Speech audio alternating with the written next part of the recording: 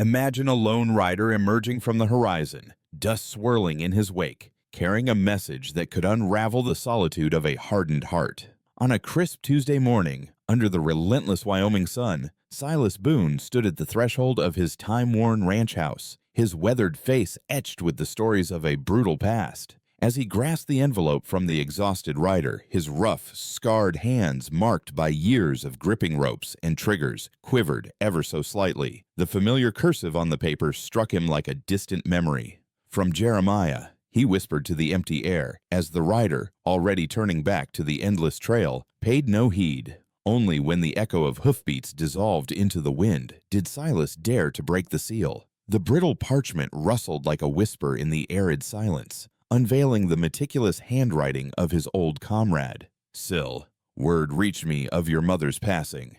Martha was a soul of rare kindness, and I can only imagine the burden her absence has laid upon you. No man should bear such emptiness alone in that vast house, not after the trials you've endured. I've made a bold move on your behalf. There's a young woman, Clara May Henderson, just 23, schooled and capable, seeking a fresh beginning. She knows the ways of a home, but more than that, she needs sanctuary, and you need a hand to steady the weight of this place. She'll arrive on the 15th, if you'll have her. If not, send word without delay. Your steadfast friend, Jeremiah Wall." Silas lingered over the words, reading them again and again, before folding the letter with deliberate care and slipping it into his shirt pocket. A mail-order bride? The notion gnawed at him, stirring unease. At 35, he'd buried any dreams of companionship deep beneath the scars of the Comanche Wars, where something vital had been carved out of him, leaving a void no bounty hunting could mend. Blood-stained hands, haunted nights, too many specters trailed him across these endless plains. Yet could Jeremiah be right? This sprawling ranch was a beast too wild for one broken man to tame alone. Following the weight of loss that lingered from his mother's passing, Silas Boone felt the world crumbling beneath him. The vegetable patch, once a vibrant patch of life, now drooped in neglect, mirroring his own weary spirit. Between wrestling with the cattle's endless needs and fumbling through the chores of cooking and cleaning, he was stretched thin, barely holding on. The date loomed heavy in his mind, the 15th. Only 5 days remained to ready himself or send a desperate plea to halt her arrival. He lingered in the doorway, his gaze lost in the endless sway of prairie grass under the mournful wind, before retreating into the hollow silence of his home. Meanwhile, Clara May Henderson pressed her pale cheek against the dusty stagecoach window, her breath fogging the glass as the familiar order of Cheyenne melted into the wild, untamed heart of Wyoming territory. Her reflection haunted her skin ghostly under the somber black of her traveling dress, blue eyes carrying the weight of too many sorrows, and blonde hair scraped back into a harsh bun that couldn't mask the flicker of youth still clinging to her. Why?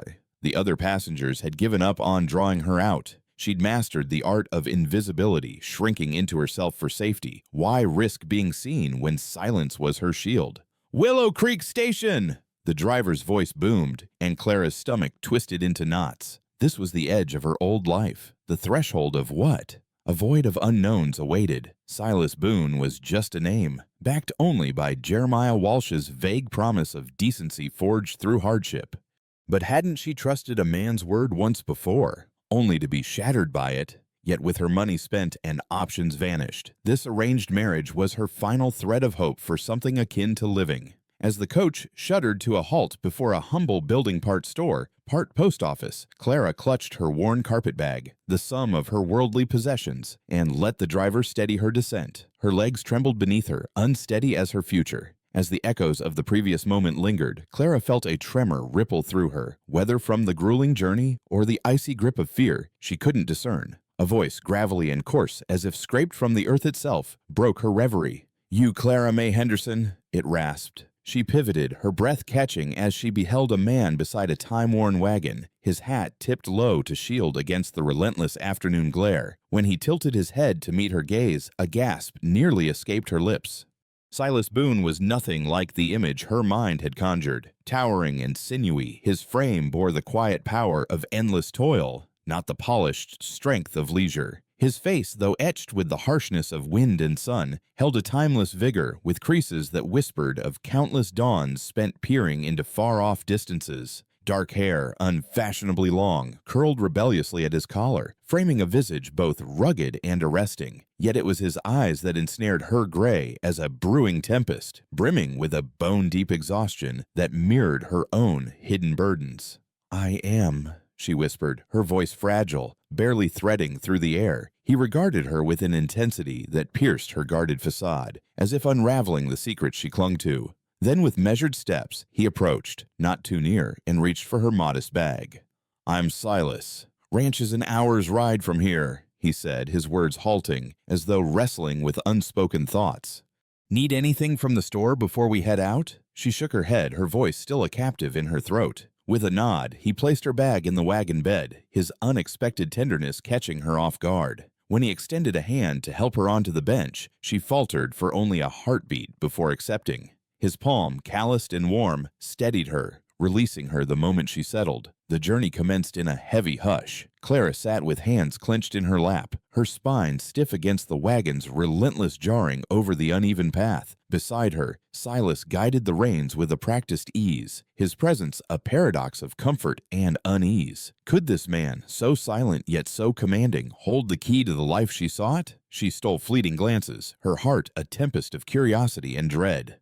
As the wagon rattled onward from the quiet revelations of the previous moments, Clara stole fleeting glances at Silas from beneath the delicate veil of her lashes, her heart a quiet drum of curiosity. What kind of man had fate tethered her to? Jeremiah, ever the silent observer, finally broke the stillness, his voice slicing through the rhythmic creak of wheels and the jingle of harness. "He only mentioned you needed a new beginning," he said, his words hanging in the air like a question unspoken.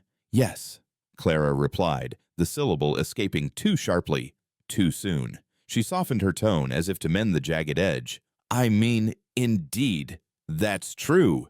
Silas merely nodded, his silence a canvas for her thoughts. Yet this quiet between them felt altered, less taut, more reflective, as though the vast landscape itself invited introspection. The world outside unfurled in endless waves of amber and earth, a boundless expanse of brown and gold that Clara had never witnessed before. Such emptiness, such sprawling nothingness, kissed only by the whispers of wind and the endless dome of sky. It dwarfed her, rendered her a mere speck in its grandeur, yet oh, how it liberated her soul. Out here there were no suffocating walls, no iron locks, no ghostly footsteps echoing through the night. "There's the ranch," Silas interjected, his hand gesturing toward the horizon. Clara's gaze followed, landing on a humble cluster of structures emerging from the prairie, like weathered vessels adrift on a grassy ocean. The main house stood resolute, crafted of sturdy logs with a stone chimney that whispered of endurance. Nearby, a barn and scattered outbuildings flanked a corral nothing lavish, yet it exuded a quiet strength, a promise of shelter. Drawing nearer, Clara's eyes caught the subtle scars of neglect. A garden choked with weeds, laundry long forgotten on the line, a shutter dangling askew like a broken wing. The absence of a woman's care was palpable, a void aching to be filled. "My mother passed 2 months ago," Silas murmured, as if he'd glimpsed her thoughts. His shrug spoke volumes, a silent confession of struggle. "I've tried, but I'm so sorry for your loss," Clara offered, her voice thick with sincerity. How well she knew the hollow ache of losing the one soul who truly cared if you drew breath each day. As the wagon rolled to a stop before the weathered house, Silas secured the brake with a firm hand. For a fleeting heartbeat, they sat in stillness, the weight of the moment hanging between them. Then, with a quiet resolve, Silas descended and rounded the wagon to her side. This time, when he extended his hand, she grasped it without a flicker of doubt, her fingers trembling just slightly against his steady grip. "Come, I'll show you the inside," he murmured, his voice a low, reassuring hum. "You'll have my mother's room. It's the largest." "I'll take the smaller one in the back." Her protest rose swiftly. "That's not necessary." But his reply cut through, firm yet devoid of sharpness. "It is," he insisted, leaving no room for debate. "You'll need your space while you find your footing here." She trailed him into the house, her gaze darting eagerly over every detail. The main room unfolded as both kitchen and hearth, a vast fireplace commanding one end, while a sturdy cook stove stood at the other. The furniture, though plain, bore the mark of careful craftsmanship, now veiled in a thin shroud of dust. Through an open doorway, she glimpsed what must be the main bedroom, while another revealed a more modest space tucked away. "Washrooms are out back," Silas noted, placing her worn bag inside the larger room. "There's a well with sweet water, and the root cellar's stocked. Though I'll warn you, my cooking is a sorry affair." "I can cook," Clara interjected, words tumbling out in a rush. "And clean, tend the garden, preserve food, mend clothes, even care for sick livestock." "Easy now," he cut in gently, and she caught the frantic edge in her own voice. "I'm not seeking a servant, Miss Henderson," he said, pausing as if to weigh each word. "Just someone to share the burden."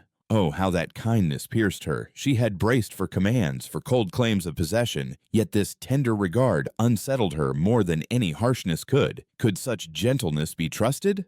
"I'll let you settle in," he added softly. "Supper's at sundown. I'll be in the barn if you need me." With that, he turned to leave, his footsteps echoing a quiet promise in the stillness. Lingering in the doorway, his words hung in the air like a fragile thread. "Jeremiah, a man of unwavering integrity, wouldn't have guided you here without profound trust in this path." That much was clear, a quiet reassurance before he departed, the echo of his boots softening across the weathered porch.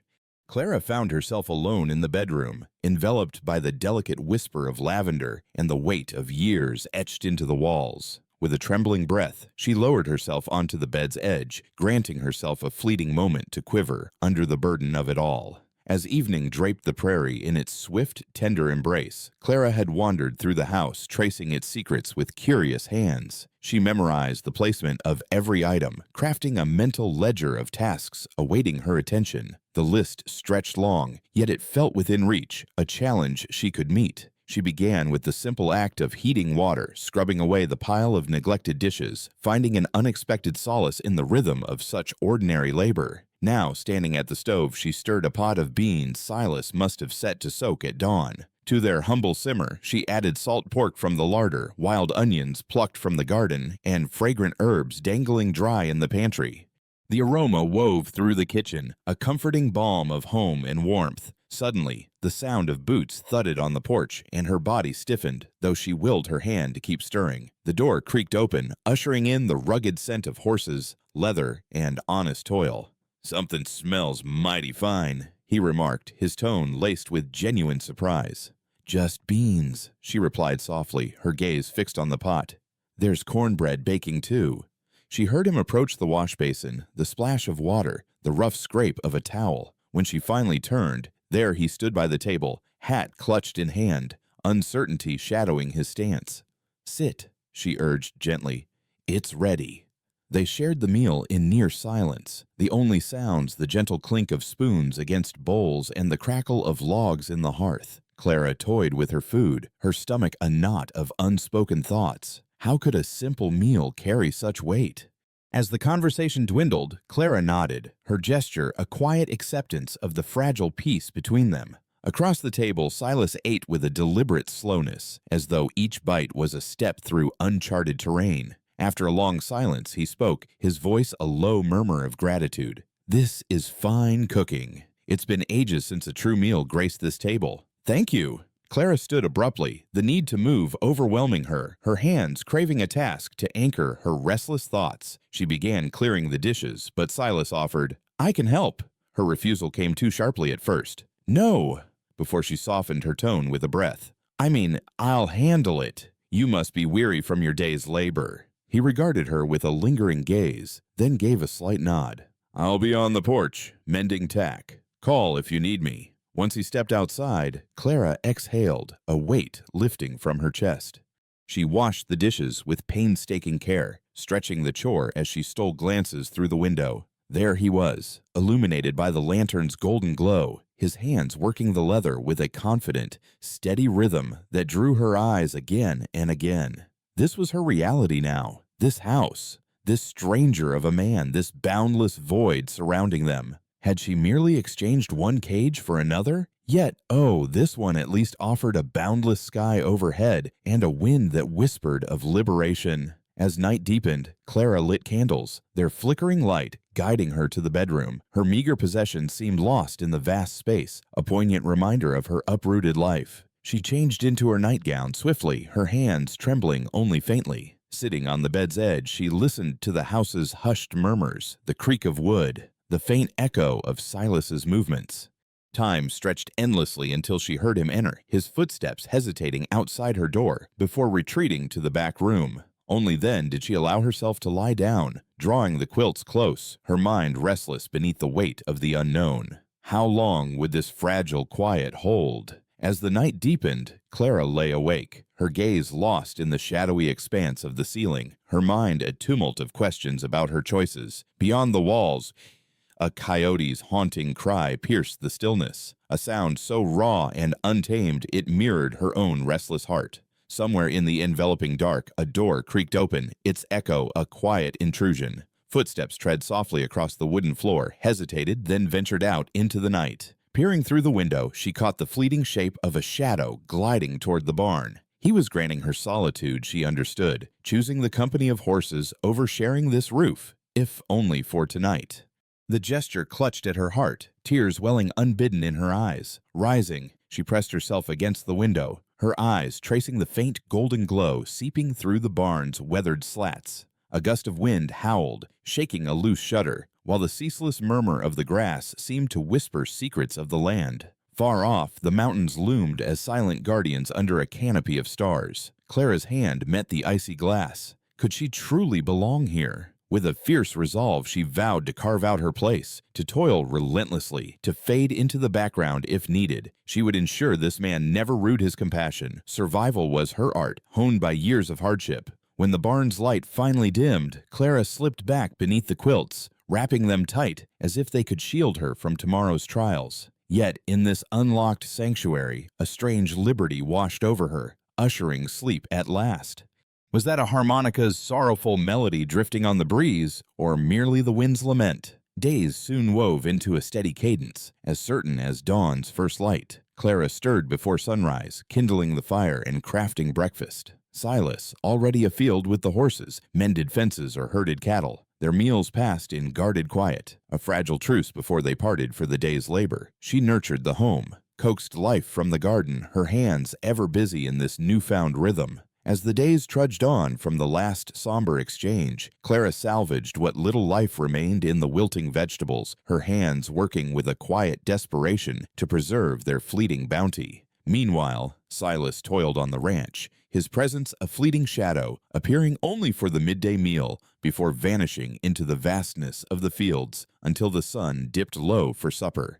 2 weeks had woven a silent tapestry of avoidance between them, an intricate ballet of sidesteps and excuses. If Clara busied herself in the kitchen, Silas would find some urgent task on the porch. Should he stride in unannounced, she'd suddenly recall a pressing chore in another corner of the house. Their conversations, sparse and utilitarian, revolved around mundane necessities: flour needed from town, a fence crying for repair, a calf struck by illness. Yet in stolen moments, Clara's gaze lingered on him, tracing the deliberate precision of his movements, each action purposeful, not a single motion squandered. She noticed the tender way he spoke to the horses, his voice a soft murmur she strained to hear, and the haunting stillness when she found him at the property's edge, lost in a vision only he could fathom on the distant horizon.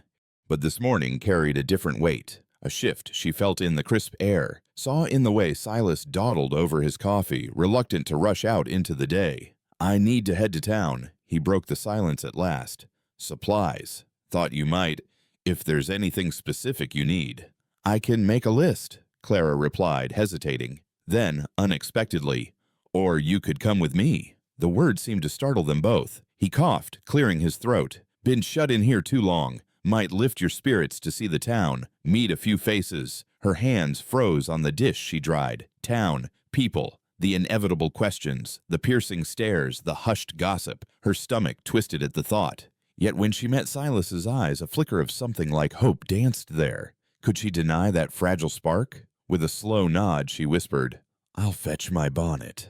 And the journey to Willow Creek unfurled before them, winding past scattered homesteads, each one a silent witness to their tentative step beyond these walls. As the wagon rolled onward from the rugged outskirts, Silas gestured toward the scattered homesteads dotting the landscape. There was the Garrett place, a sturdy plot carved from sheer grit, the Hendricks Ranch sprawling with tales of stubborn perseverance, and the widow Morrison's modest farm, a quiet testament to solitary resilience. With each landmark, Silas shared snippets of their stories, his words few but heavy with respect. These were decent folks, he said, toilers of the earth, who kept to themselves and asked little in return. Drawing closer to Willow Creek, Clara's thoughts turned inward. She glanced down at her dress, once vibrant, but now a patchwork of faded hope, stitched together from older dreams. Her hands, already coarsened by labor, bore the marks of her new life.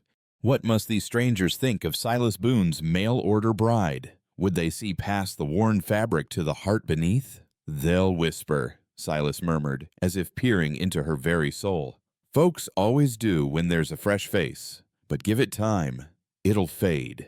The main street of Willow Creek emerged before them, a humble stretch of timber-framed buildings that seemed to tremble under the weight of the prairie wind. Yet there was a pulse here, a vibrant hum of existence. Wagons jostled for space, their creaks mingling with the hearty shouts of men exchanging greetings. Women in simple calico glided between storefronts, baskets swaying on their arms like pendulums of daily routine. Silas reined in the wagon outside the general store and offered his hand to help Clara down. The air thickened with a sudden stillness, as nearby chatter dissolved into curious stares. "Mrs. Boone!" a voice rang out, sharp yet kind, slicing through the tension. Clara turned to see a woman of middle years, her apron dusted with flour and flowers, stepping out from what must be the bakery. "Good heavens, Silas, you kept this gem hidden from us." "Mrs. Patterson," Silas replied with the tip of his hat. "Meet Clara." "Clara! What a beautiful name!" Mrs. Patterson's smile radiated genuine delight. "You simply must join me for tea soon. I wager you've got tales aplenty from wherever you've journeyed. New souls are a rarity in Willow Creek." Before Clara could muster a reply, a small crowd began to gather, faces alight with intrigue, their questions tumbling forth like a stream after rain. Where had she come from? How had she found herself here? As the conversation from the previous encounter lingered in the air, Clara found herself fielding a barrage of curious questions from the townsfolk of Willow Creek.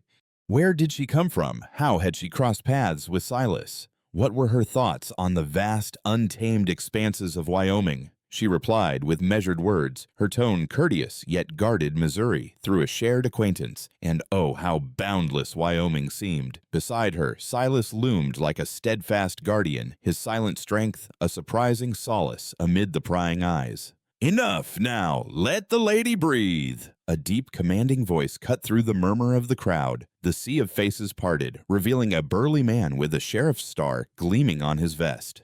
"Tom Morrison," he introduced himself, tipping his hat with a nod. "Welcome to Willow Creek, Mrs. Boone." Clara caught the fleeting glance he cast toward Silas, a silent exchange laden with unspoken history. Was it camaraderie or conflict that bound these men? She couldn't decipher the undercurrent, but it stirred her curiosity. "We'd best get those supplies," Silas interjected, steering her toward the general store. Inside, Clara tried to anchor herself in the mundane picking through goods, while Silas haggled over grain prices with the storekeeper. Her fingers traced a bolt of blue calico, its hue reminiscent of a clear summer sky, when whispers slithered from the adjacent aisle. "Surprised he found anyone willing," a woman's voice sneered, "after the Comanche raids and those dark years as a bounty hunter." "Hush, Edith," another countered. "The war reshaped many souls." "Reshaped, perhaps, but blood clings stubbornly, doesn't it?" The words pierced Clara, her grip tightening on the fabric. What had she stumbled into? She forced herself to move, feigning fascination with a rack of threads, but the echo of that venomous remark, "blood," clings stubbornly gnawed at her.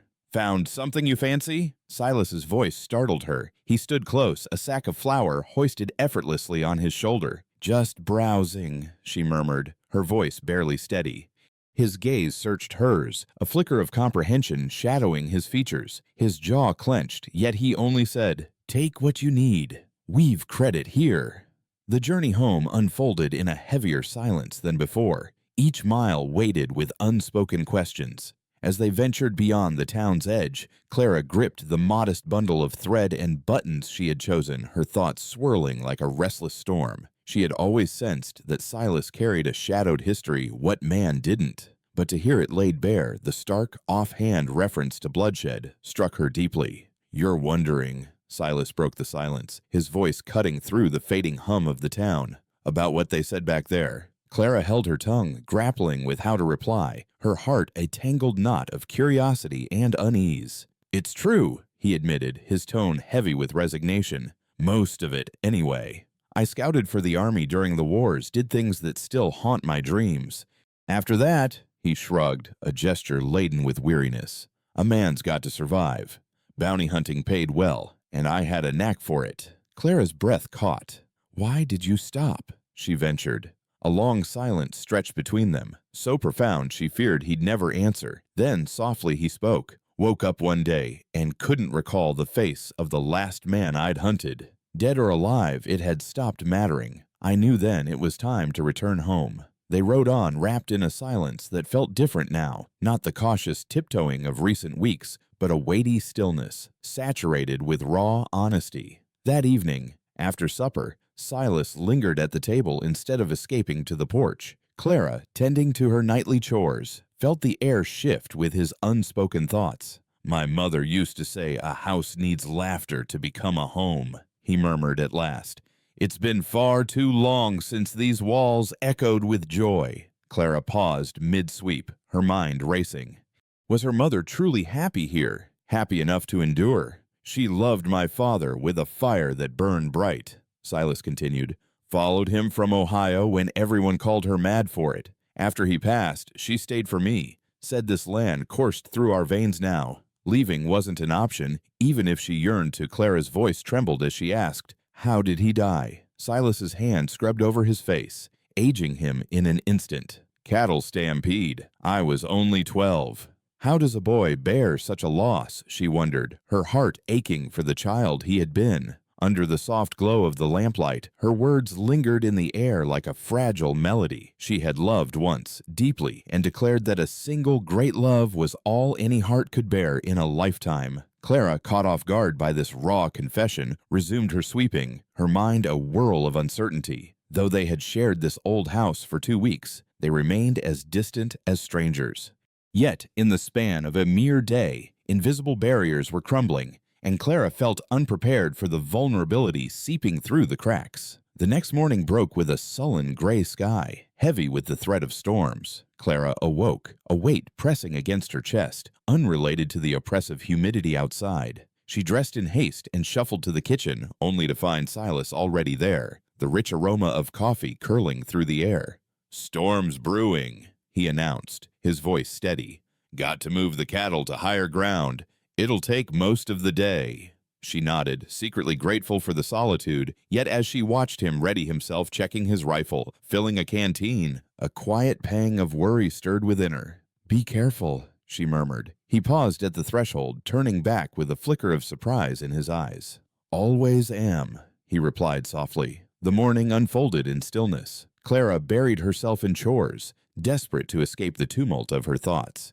She scrubbed spotless floors, rearranged orderly cupboards, anything to keep her hands moving and her mind tethered. By midday, the sky had turned a menacing shade of bruised purple. The wind howled through the grass, carrying the sharp tang of impending rain. She stepped into the garden to secure what she could when a sudden wave of dizziness struck. "Not now," she pleaded inwardly, but her body defied her will. The world spun, her vision fading at the edges. She sank to her knees amid the bean poles, battling the encroaching darkness. Her final lucid thought was a bittersweet relief. Thank heavens, Silas wasn't here to witness this. Consciousness returned slowly, her senses creeping back one by one.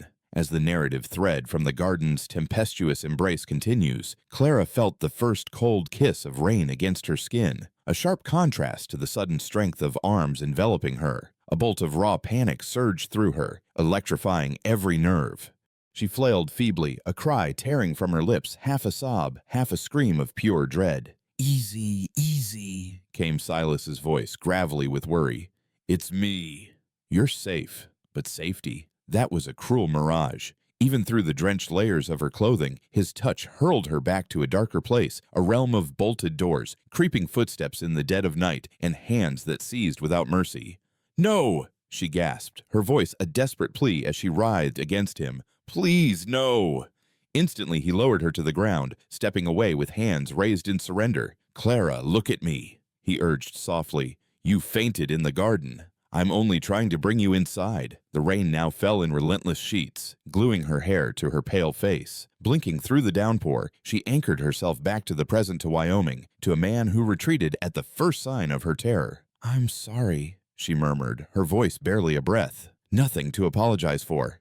Can you walk? She attempted to rise, only to sway precariously. Without a word, he lifted her once more, his hold cautious, minimizing contact as if she were fragile glass. His jaw clenched with unspoken emotion, Silas carried her into the warmth of the house, settling her tenderly by the fire's glow. I'll fetch some water, he said, but her trembling hand caught his sleeve. How did you— I thought you were with the cattle. Storm rolled in quicker than I expected. Had to make sure everything was secure here, he replied, easing his arm free with care. Let me get that water. As Clara sat, shivers racking her frame, she watched him in the kitchen. When he returned, cup in hand, she noticed the faint tremor in his sturdy fingers. How could it be? This pillar of strength. Shaken, it shattered something deep within her. I'm sick, she confessed starkly. I have been for years. The fainting spells. The memories ebbed and flowed, sometimes with a whisper of warning, sometimes crashing over her without mercy. Silas took in her words with a quiet intensity, his gaze steady, before he ventured, What do the doctors make of it? A sharp, bitter laugh broke from her lips, cutting through the heavy air. Doctors demand payment, and the man I was bound to before. He scorned the idea of spending a penny on what he called women's whims. Silas's expression darkened, a storm brewing in his eyes. You were married before. It wasn't a question, yet she inclined her head in silent confirmation. He passed 8 months ago. His heart failed him. Her voice betrayed a flicker of relief she couldn't suppress. Is that why you sought a new beginning? He pressed gently. Part of it, she admitted, drawing the blanket tighter around her frail frame as if to shield herself from the past. I have nothing, Mr. Boone. No kin, no coin, no roof to call my own. When Mr. Walsh wrote of you, of this chance, it felt like a lifeline. Instead, I've stumbled into a crumbling ranch and a man with shadows of his own. Her words hung between them, soft yet piercing. We all carry our phantoms, she murmured, her voice barely above a whisper. They sat, wrapped in a heavy silence, as the tempest roared beyond the walls. At last, Silas rose. You need rest. I'll tend to the livestock. The cattle reached higher ground before the storm's fury struck. They'll endure. He lingered at the threshold, his tone softer. Clara, if you sense another episode creeping in, speak to me. How can I stand by you if I'm kept in the dark? After he departed, she stumbled to the bedroom, her legs trembling beneath her. As she shed her sodden garments, her reflection caught her eye in the small, clouded mirror, pale as a ghost, with hollows carved beneath her eyes. No wonder he'd shown such concern. Yet, when she'd recoiled, he'd retreated without hesitation.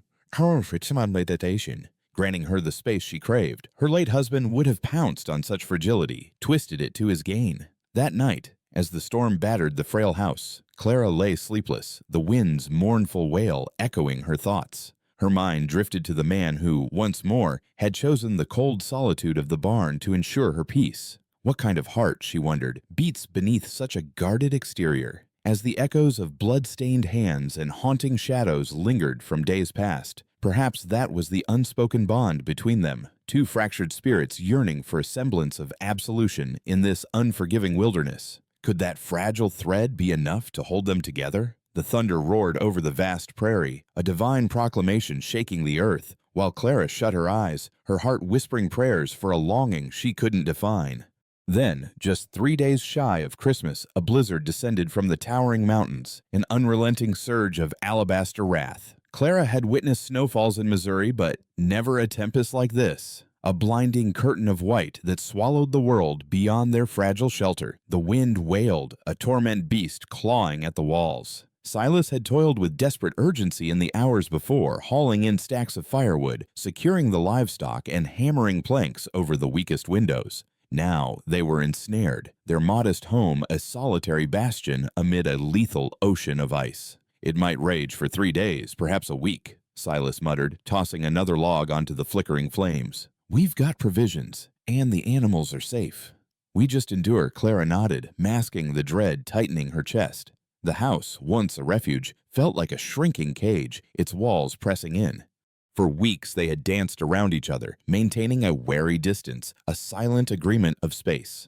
Now there was no escape. The first day crept by in uneasy stillness. Clara stitched torn garments while Silas mended tack. Each lost in their own labor, they alternated treks to the barn, clinging to the rope Silas had tethered between structures, a vital thread through the blinding storm. By the second day, tension simmered. Silas prowled restlessly, inspecting windows with obsessive care, while Clara rearranged already pristine shelves. On the third night, the oppressive silence shattered. They sat near the fire after a meager supper, the wind's mournful howl an endless lament outside. As Clara darned socks, her gaze caught Silas retrieving something small from his pocket, a quiet mystery unfolding in the firelight. As the echoes of the previous moment lingered, Silas drew the silver flask from his coat, its gleam catching the faint firelight.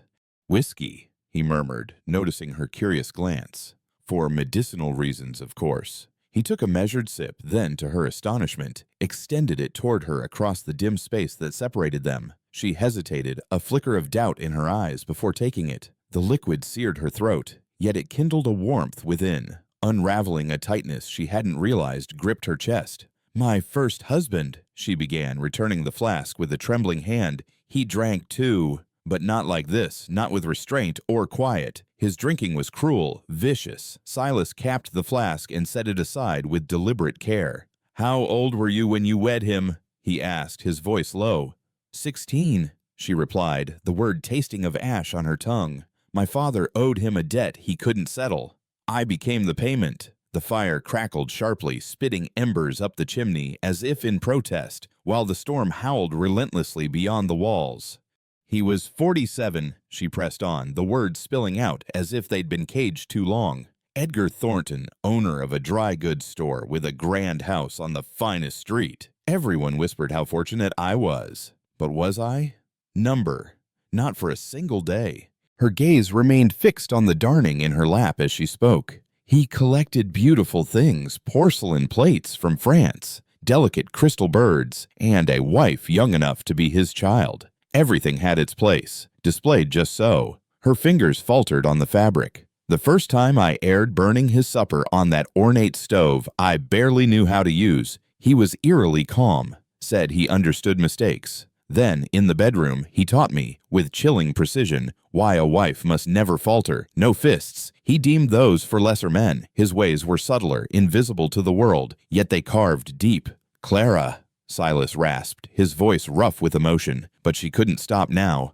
"I learned," she whispered, the weight of memory pressing down. "I learned to survive. For 7 long years I molded myself into the epitome of perfection cooking, with flawless precision, cleaning with unerring care, smiling as if joy were my only language, becoming the ideal possession. I was the impeccable wife, a shining trophy. Yet when he passed, that facade of perfection shattered like brittle glass. His death unveiled a cruel truth. Perfection was a hollow shield. Debts swallowed everything, the house, the store, our life, leaving me with nothing but the tattered clothes I wore and a tarnished name as the widow who failed to safeguard her husband's legacy. As the weight of those memories pressed down, I lifted my gaze to find Silas nearer now, though still cloaked in a cautious distance. The flickering firelight danced across his face, rendering his expression an enigma. Was that fear in his eyes, or something deeper? "Is that why you tremble?" he asked softly. My voice barely rose above a whisper as I confessed. "When you carried me in from the storm, it was as if he returned. Every night for 7 years, I trained my mind to flee, to escape somewhere far from that room. But the body, it remembers. When you touched me, just for that fleeting second, I was dragged back to that suffocating past." Silas shot to his feet, and my heart clenched, fearing he'd abandon me to the storm's howl. Instead, he seized the poker and struck the fire with a ferocity that betrayed his turmoil. "I'm sorry," I murmured, regret lacing my words. "I shouldn't have spoken." "Don't," he snapped, whirling to face me. His eyes blazed not with anger at me, but with a fierce protectiveness for me. "Never apologize for enduring." He sank back into his chair. The cautious gap between us dissolved, replaced by an unspoken bond. "Do you want to know about the blood staining my hands?" he began, voice raw. "I've taken lives, countless. It started at 19, riding with the army, an Apache raid on a settlement. I found a family man, woman, 3 children. What had been done to them?" His jaw tightened, words faltering as the horror resurfaced. "We hunted the raiding party for 2 relentless days, cornering them at a waterhole. The officer demanded prisoners, information. But when I looked at those men, as the weight of the past lingered in the air from our last exchange, I watched that family with a cold, unyielding gaze and opened fire. I didn't cease until every last one lay lifeless at my feet. The officer was ready to drag me before a court-martial, but my fellow scouts wove a tale of self-defense that shielded me." Clara, caught in the raw ache of my confession, leaned closer, as if pulled by the torment threading through my words. That was the first. After that, it became simpler. Far too simple. By the time I walked away from the army, taking a life was just another skill I'd honed to perfection. So I carried on, only now it was for coin. Murderers, thieves, men who preyed on the defenseless. I told myself I was striking down evil, but deep down, hadn't I grown to savor the act?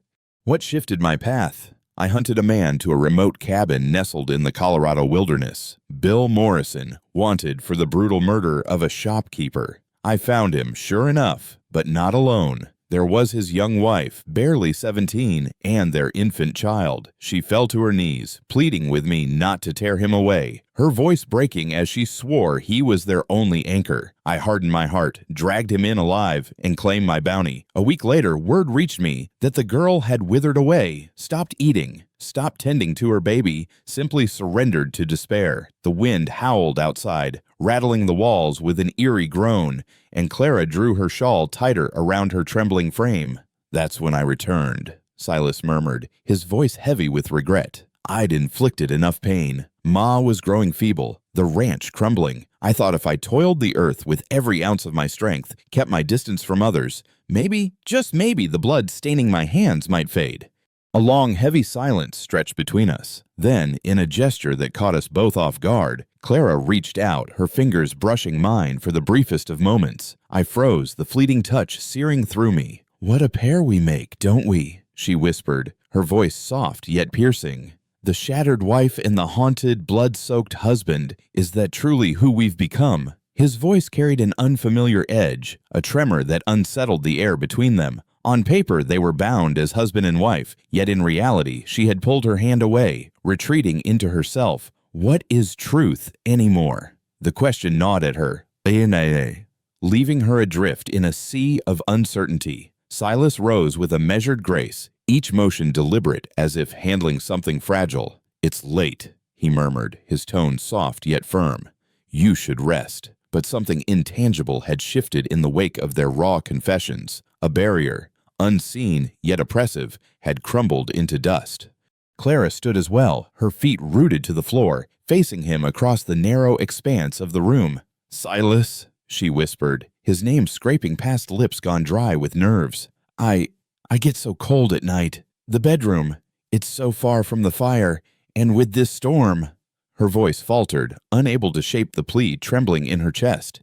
Yet he understood. She saw it in the sharp intake of his breath, in the restless clenching and unclenching of his hands at his sides. "Clara," he began, hesitating. "I don't think—" "I'm not asking for that," she interjected, her words a fragile thread. "Just warmth, company, to not feel so utterly alone while the world rages and shatters outside." His gaze held hers, soars, a storm of conflict swirling in his eyes. Then, with a slow, reluctant nod, he acquiesced.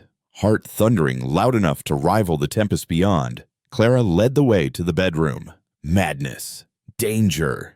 Yet the primal yearning for connection, for something tangible and warm amid this desolate chill, overpowered all caution. She slipped into bed, fully clothed, pressing herself to the farthest edge. Moments later, the mattress shifted under Silas's weight as he joined her, equally clad, maintaining a careful chasm between them in the cramped space. They lay stiff as statues, breath shallow, movement forbidden. Outside, the storm roared its wrath, and the house creaked in protest. Yet, slowly, a fragile warmth began to bloom between them. Clara felt her body soften, recalling the forgotten solace of not facing the dark alone. "Clara." His voice, a mere whisper, barely pierced the howling wind. That man.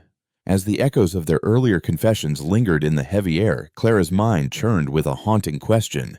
Had there ever been anything beyond the suffocating grip of fear with her husband? She toyed with the idea of weaving a comforting lie, but no. They had ventured too far beyond falsehoods. "No, never," she admitted, her voice a fragile thread. "I often wondered if I was flawed, if something within me had shattered. Other women whispered of duty, even of stolen joys, but for me, there was only dread." His response came like a thunderclap, fierce and unyielding. "Nothing was wrong with you. Do you hear me? Nothing." Tears seared her eyes, hidden by the shroud of darkness. She sensed his movement, a subtle shift, and then his hand sought hers across the chasm between them. That simple touch. In a touch, the joining of palms became her lifeline, grounding her in the storm of memory. "Tell me something good," she murmured, her plea barely audible. "Something untouched by blood and ghosts." Silence stretched so long she feared he'd retreat into his own shadows. Then at last his voice broke through. "I had a dog as a boy. A scruffy, half-starved thing that wandered in during a brutal winter. Ma insisted we couldn't feed another mouth, but Pa let me keep him. I named him Badger, his temper earned it." A smile wove through his words, soft and wistful. "That dog shadowed my every step, curled up on my bed despite Ma's rules. When I was 12 and Pa passed, Badger was the only one I could weep with." "And what became of him?" Clara asked, clinging to the warmth of the tale. "He grew old, gray, and weary. Died peacefully in his sleep the summer before I enlisted. I buried him beneath the grand oak out back. I still miss that stubborn mutt." Clara tightened her grip on his hand. "That's a beautiful memory. Now it's my turn. Something good." She sifted through a lifetime of shadows until a faint light emerged. "My mother taught me to read in secret. Father scorned the idea of educated women, but she'd been a teacher before marriage. She couldn't bear raising a daughter in ignorance. When he was away, we'd huddle over her cherished books, stealing moments of rebellion and wonder. How could such small acts of defiance feel like the greatest treasures? Her passing came when I was just 12, yet she left me with an invaluable gift, the power to seek refuge in words when life's weight grew unbearable." "What was her name, you ask?" "Grace. Yes, her name was Grace, a name that still echoes with tenderness in my heart. Through the long, shadowed night, they poured out their souls, exchanging tales as if they were rare treasures. Each story glimmered a fleeting beacon amidst the surrounding gloom. He spoke of his first horse, a wild spirit that taught him trust. She shared the secret nook she'd escaped to as a child, a sanctuary of whispered dreams. He recounted the awe of witnessing an eagle snatch a full-grown rabbit from the earth, a moment of raw, untamed power. She murmured a poem, its lines a balm that still soothed her in the quiet, pre-dawn hours. Exhaustion finally claimed them, and Clara awoke to the soft gray light seeping through frost-kissed windows. The world wrapped in the eerie hush that follows a storm's retreat. Warmth enveloped her, a deep comforting heat, and it took a heartbeat to understand why. In slumber, they had drawn close. Silas's arm encircled her waist. Her back nestled against the steady rise and fall of his chest. His breath brushed her neck, slow and even, a silent lullaby. She braced herself for fear to surge, but it never came. Instead, a strange, unfamiliar peace settled over her safety, a sense of being guarded yet unbound. How could something so alien feel so right? Tears traced silent paths down her cheeks. Silas stirred, awareness dawning as he sensed their closeness. He began to withdraw, but her hand caught his, anchoring it. "Don't," she breathed, a plea wrapped in fragility. "Just a little longer, please." He eased back, his hold tightening ever so slightly. A wordless promise. "All right," he murmured. They lingered there, entwined, as the world beyond the window blushed with dawn. Two fractured spirits, they found an unlooked-for haven in one another. Or the storm had raged and gone, yet in its aftermath, something tender took seed, not love. Not yet, for their scars ran too deep, their caution too ingrained. But there was possibility, a flicker of hope. And in that fragile moment, it was more than enough. Spring crept into Wyoming, a quiet battle against winter's lingering chill. As the snow finally surrendered its icy grip, retreating to the lofty peaks, The earth below revealed a patchwork of mud and the timid, tender sprouts of green daring to emerge. From the kitchen window, Clara bore witness to this quiet rebirth, her hands rhythmically kneading bread dough with a grace born of countless mornings. 3 months had slipped by since that ferocious blizzard, since the night when whispered truths and tentative solace wove their fragile bond. The following dawn had seen them retreat to separate quarters, yet an unspoken change had taken root, profound and undeniable. What once was a cautious game of evasion had transformed into a slow, almost sacred convergence, akin to two wary animals inching toward trust. Silas still sought refuge in the barn on certain nights, though now it was a choice, not a necessity. In the pale light of dawn, Clara would sometimes find him there, murmuring to the horses, and when his storm-gray eyes met hers, a flicker of warmth seemed to soften their depths. "Bread's rising," she called through the open door, her voice carrying over the crisp morning. "Coffee's hot." Emerging from the corral, Silas approached, beads of sweat already glistening on his brow despite the chill. "That yearling's shaping up nicely. Could be a fine saddle horse with the right guidance," he remarked. They settled at the table, enveloped in a silence that felt less like exhaustion and more like companionship. As Clara poured the coffee, Silas's fingers grazed hers while taking the cup, a fleeting touch that once would have sparked fear, but now stirred a quiet, unnamed thrill in her chest. "I'm heading to check the eastern pasture today," he said. "Last month's storm might have damaged the fence." Her reply came unbidden, surprising them both. "I could join you, if there's a gentle horse, that is. It's been years, but I used to ride a little. My mother taught me, though Edgar disapproved, claiming it improper for a merchant's wife to gallop freely." Silas's jaw tightened, a silent storm brewing in his gaze. How could anyone dim such a spirit? I wonder. As the conversation drifted to her late husband, Clara felt that familiar constriction in her chest, a silent ache that never quite faded, yet Silas, sensing her unease, offered a gentle distraction. "I've got just the mare for you," he said with a warm nod, "as docile as a spring lamb." Within the hour, Clara found herself perched atop Molly, a chestnut mare with a calm, steady gaze. Her body grumbled at the long-forgotten posture, muscles stiff from years of disuse, but as they eased away from the ranch at a leisurely pace, whispers of old lessons stirred in her bones. "Trust her!" Silas called out, his voice a steady anchor as he watched her with a keen, approving glance. "Let Molly guide you, just sway with her rhythm." They ventured across sprawling grasslands, reborn with the vibrant green of spring. Herds of cattle, plump from feasting on tender shoots, dotted the landscape. Above, the sky unfurled in a breathtaking expanse of blue, so vivid and unblemished it almost stung the eyes. Clara felt a strange loosening in her heart, a weight she hadn't even realized she bore beginning to lift. "It's magnificent," she whispered, almost to herself. Silas grinned, his eyes alight with shared wonder. "Just wait until June unfurls its magic." Entire meadows burst into color with Indian paintbrush and lupine. My mother used to say it was as if the heavens spilled their palette across the earth. They soon reached a broken fence, crushed beneath the weight of a fallen tree. While Silas labored to clear the debris, Clara wandered along the boundary, plucking early spring greens, dandelion, lamb's quarters, wild onion stuffing them into her apron. "Planning a grand supper," Silas teased, eyeing her harvest. She smiled faintly. "These are treasures if you know their secrets. My mother called it poor folk salad, but I've always savored the earthy bite." Silas hefted a splintered post, chuckling. "Never had a taste for greens, truth be told.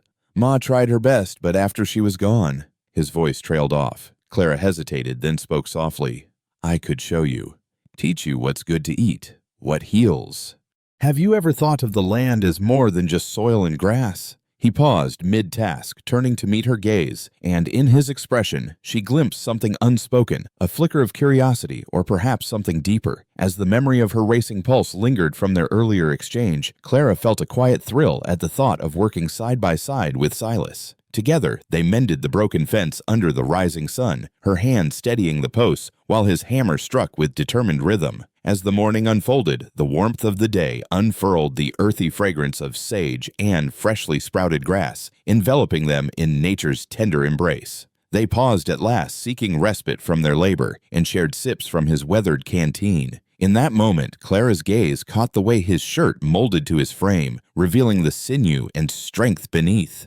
"Unusually warm for spring," Silas remarked casually, peeling the damp fabric from his torso to wipe the sweat from his brow. Clara's breath hitched in her throat. She had known of his scars, had sensed their rough texture through cloth on that cold December night, but to witness them now, bared in the stark light of day, was a revelation. Pale, jagged lines etched across his chest and back, some ancient and ghostly, others raw and recent, a brutal tapestry of pain carved into his very being. Did she gasp aloud? Perhaps, for his eyes snapped to hers, then dropped to his own marred skin. His hand twitched, reaching for the discarded shirt, then froze mid-motion. "A grim sight, I know," he muttered, voice heavy with shame. But Clara, moved by an impulse she couldn't name, stepped closer. "No, not grim at all. They're evidence of your endurance, your survival." Her hand rose, trembling, hovering near a savage mark that slashed from shoulder to ribcage. "May I?" she whispered.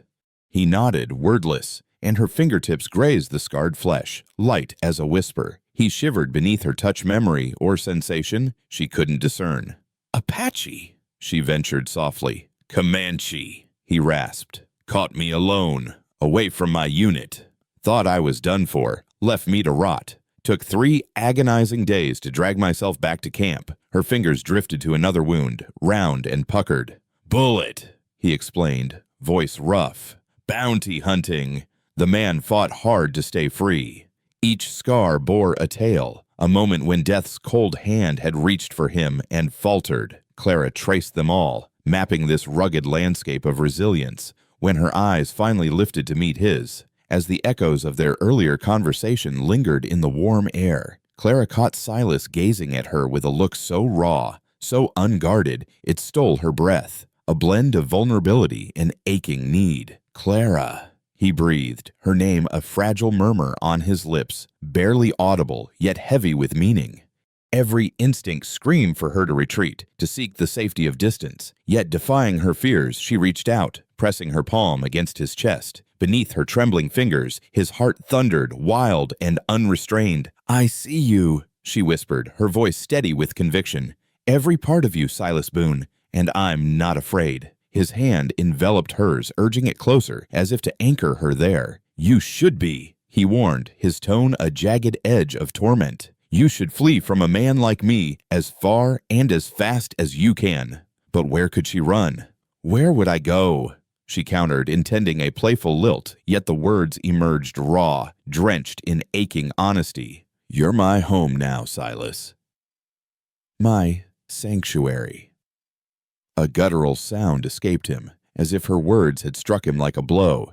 In an instant, he drew her into his arms, not with force, but with a tender desperation that spoke of longing.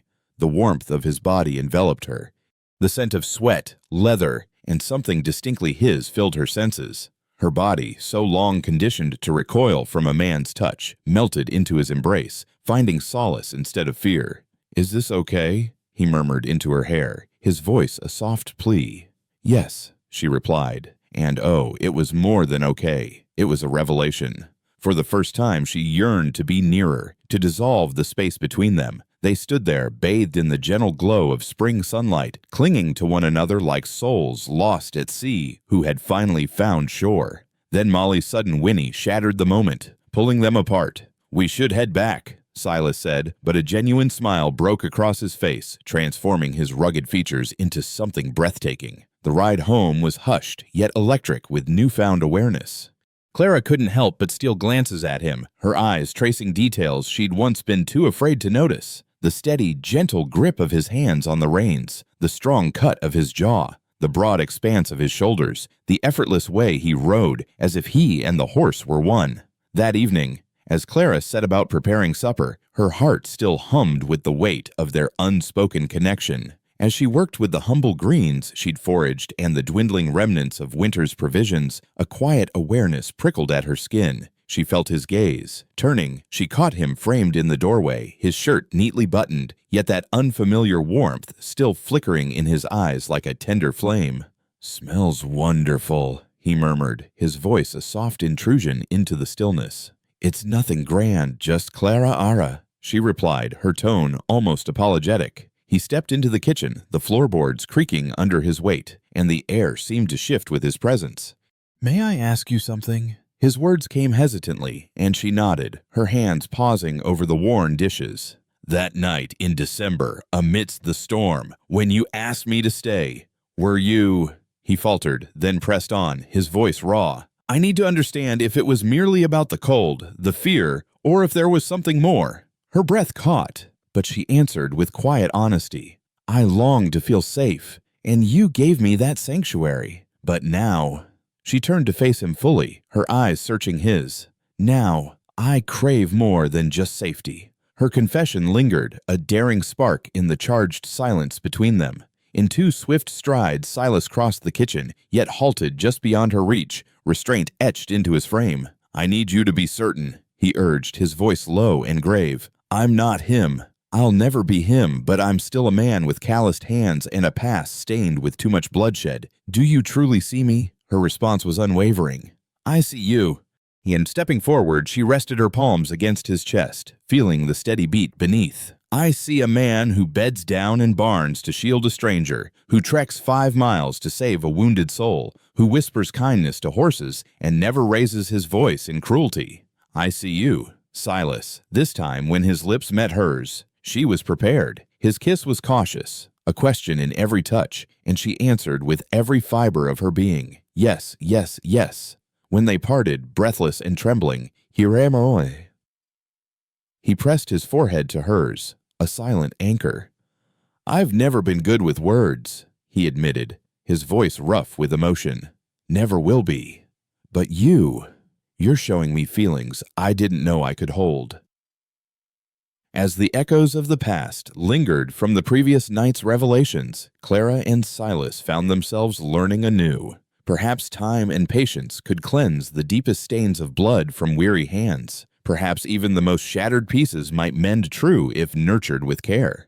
Tears traced silent paths down Clara's face as she realized they were mending each other, bit by fragile bit. Yes, they truly were. That evening, supper unfolded with an intimacy they hadn't dared before, their knees brushing beneath the worn table, a quiet connection in every fleeting touch. As darkness draped the world outside, Clara stood to retreat to her solitary room, but Silas reached for her hand, his grip firm yet trembling. "Stay," he rasped, his voice raw with unspoken need. "Not for anything else, just, I rest easier with you close." Her fingers tightened around his in silent agreement. "So do I," she murmured. They settled into his narrow bed, still clad in the day's clothes, yet entwined as if to shield each other from the world. Beyond the walls, coyotes serenaded the ascending moon, while the wind wove melodies through the endless grass. Within, 2 battered spirits continued their tender journey of restoration, each cautious caress a step toward wholeness.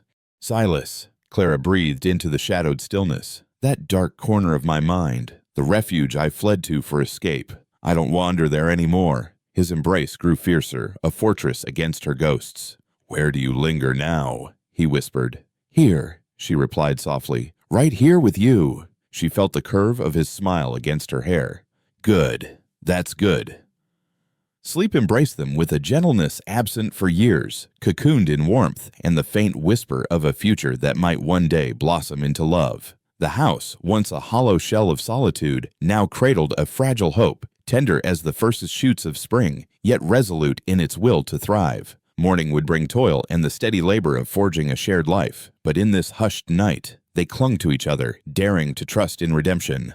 Above, the moon carved its silver arc across the heavens, and somewhere in the boundless Wyoming wilderness, an owl's cry pierced the dark, not a lament, but a fierce hymn to survival, to the relentless pulse of life enduring against all odds. Following the profound intimacy of their first night as husband and wife, a night woven with tender touches and hesitant breaths, Clara awoke to an empty bed. A sharp pang of fear gripped her heart for a fleeting moment, until the rhythmic echo of hammering drifted in from outside. Relief washed over her as she sank back into the pillows, still imbued with Silas's familiar, comforting scent. Rising with a newfound awareness of her own body, she felt transformed, not in pain, never that, for Silas had been infinitely gentle, pausing at her slightest hesitation. "Lie, I need exaltation. allowing her to guide their dance. This was unlike anything she had ever known. Where past encounters had been marked by selfish taking, this was a mutual offering, a sacred exchange, two souls illuminating the shadows within each other. Dressing with deliberate care, her fingertips brushed over the faint traces left by his tender hands, not marks of harm, but tokens of a passion willingly shared. Catching her reflection in the mirror, she barely recognized the woman staring back. A flush of life colored her cheeks, and a spark of joy danced in her eyes, a radiance she had never beheld before. In the kitchen, a pot of coffee awaited her, alongside a single early prairie rose, delicately placed at her usual spot at the table. Such a small act, yet it constricted her throat with a surge of emotion. Oh, how could something so simple carry such weight? Through the window, she watched Silas toiling at the chicken coop, fortifying it against lurking threats. Shirtless in the rising warmth of morning, his scarred skin gleamed with strength, and a possessive warmth stirred in her, a startling yet unshakable thought. Mine. No longer did the word evoke dread. As she kneaded biscuit dough, the distant thunder of hooves shattered the calm, multiple horses galloping with urgency. Silas straightened, his hand drifting to the rifle, always within reach. 3 riders crested the horizon, and Clara's blood turned to ice. She knew that sight all too well. As the dust settled from the previous moment's tension, a familiar silhouette emerged at the forefront of the approaching riders. Clara's heart clenched with recognition. How could she forget that figure, even after all these months? It was Samuel Morrison, Edgar's cousin, the man who had sought to bind her to him after Edgar's passing, the very reason she had fled Missouri with nothing but a fragile thread of hope in her grasp. "Stay inside," Silas murmured, his gaze fixed on the nearing threat. But Clara had cowered in the shadows for far too long. With a defiant tilt of her chin, she stepped onto the porch, her trembling hands clutching the fabric of her apron as if it could anchor her resolve. Samuel reined in his horse just beyond the yard, his pale, piercing eyes locking onto her with chilling precision. He looked gaunt now, she observed, a harshness etched into his features that had always lingered beneath the surface, but now lay bare for all to see. "Hello, Clara," he drawled, tipping his hat in a cruel parody of politeness. "I've been searching for you for quite a while, Mrs. Morrison." Her voice, steadier than the storm inside her, cut through the air. "You've wasted your time, Samuel." "I have nothing left to give you." A sinister smirk curled his lips as he swung down from his mount, his 2 silent companions remaining astride, their watchful eyes like hawks. "Oh, but that's where you're mistaken." When Edgar passed, he left debts behind, debts that a widow must settle. "I paid all I could," she cried, the memory of loss burning anew. "The house, the store, everything was sold. Everything!" His smile turned venomous. "Not quite everything. You see, Edgar owed me for personal favors, and he swore to repay me in a very particular way." Clara sensed Silas edge closer, his presence a silent shield, his warmth a quiet strength beside her. "Speak plainly," Silas warned, his tone low and lethal. Samuel's gaze flicked to him, dismissive and cold. "So, you're the new husband. Boone, isn't it?" The killer turned rancher. A harsh laugh escaped him. "Clara always did have a penchant for dangerous men. But tell me, did she share the full weight of her burdens with you?" Silas's voice hardened, a blade in the stillness. "Whatever you think you're owed, you won't find it here, won't he?" The question hung unspoken, a dark challenge in Samuel's sneer, as tension coiled tighter in the air. As the tension from the previous encounter lingered in the air, Samuel reached into his weathered coat, retrieving a folded document with a smirk that chilled the soul. It was a bill of sale, bearing Edgar Thornton's signature, inked just 2 months before his untimely demise. The words detailed a transaction, a payment for services cloaked in the sinister guise of companionship. Clara's strength wavered, her legs trembling as if the earth beneath her had shuddered. "No, Edgar wouldn't, could he?" she whispered, disbelief cracking her voice. Yet Samuel's cruel confirmation sliced through her doubt. "Oh, but he did, my dear. I aided him in shadowy dealings, the kind that could drag a man to the gallows if whispered in the wrong ears. In return, he pledged you to me, but death claimed him before he could fulfill his word, and you vanished into the wind." Silas, standing resolute, spat out his defiance. "That scrap of paper means nothing. A man can't barter what isn't his, and Edgar never owned her." Samuel's gaze hardened, venom lacing his reply. "Didn't he?" 7 years of marriage might argue otherwise. And let's not forget Edgar's other endeavors, the ones I so kindly veiled. How shocking, the tender age of some of his patrons. So very young. His eyes gleamed with malice as they fixed on Clara. And you, managing his ledgers, penning his letters, couldn't a case be woven for your complicity? A gasp of horror escaped Clara's lips. She had glimpsed Edgar's darkness, but this? I didn't know. I swear I never. Her words faltered under Samuel's dismissive shrug.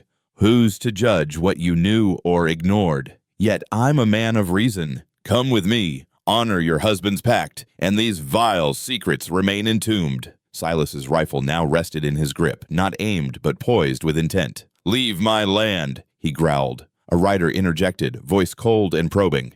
Your land? Rumor has it this expanse belongs to the widow, Mrs. Thornton. Mrs. Boone, Silas corrected sharply. Legal and binding. Recorded at the county courthouse. Samuel's expression twisted into a storm of rage. Do you truly believe a mere document erases what she is, what she's always been? His words dripped with contempt. Careful now, Silas warned, his tone a blade's edge. But Samuel's restraint had long since shattered. As the tension from the previous moment lingered in the air, Clara's heart trembled with a mix of dread and defiance. She stood there, a woman worn by years of silent suffering, a woman who had endured the unspeakable, her spirit battered yet unbroken. How could anyone understand the weight of her choices? To survive a beast like Edgar, she had to bury her voice, to close her eyes to horrors that would have shattered her soul.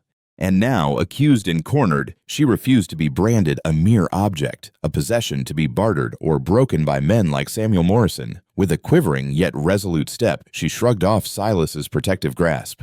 It's all right, Silas, she murmured, her voice finding strength in the truth she could no longer suppress. Facing Samuel, her gaze burned with raw honesty. You want the truth? Edgar was a fiend, a destroyer of innocence. I survived him by any means I could grasp. When he died, I fled, not out of guilt, but because men like you see women as nothing more than cattle to be owned. Her confession hung heavy in the dawn air. I was young, terrified, trapped in a nightmare. Yes, I turned away from atrocities I couldn't bear to witness. Seeing them would have been my undoing. But I never took part, never approved, and I'll be damned before I let you twist my survival into shame. Samuel's hand crept toward his revolver, a cold sneer curling his lips. That can be arranged. But before he could act, a deafening shot tore through the morning stillness. His gun flew from his grip, and he howled, clutching his wounded wrist. Silas, calm as a storm's eye, worked the rifle's lever, the empty casing glinting in the dirt. Next one's through your heart, he said with chilling ease. Your call. The mounted men raised their hands, desperate to stay clear of this firestorm. Samuel, nursing his bloodied hand, glared with venomous fury. This isn't the end, he spat. I'll bring the law down on you, assault, attempted murder. Silas's response was unflinching. Go ahead. Tell the sheriff how you trespassed on my land, threatened my wife, and drew your weapon. Explain that filthy paper and the vile trade you thought you'd secure. I reckon the townsfolk would be mighty curious about Edgar Thornton's depraved dealings as, building on the tension from before, Samuel's face drained of all color, the grime on his skin doing little to hide his shock.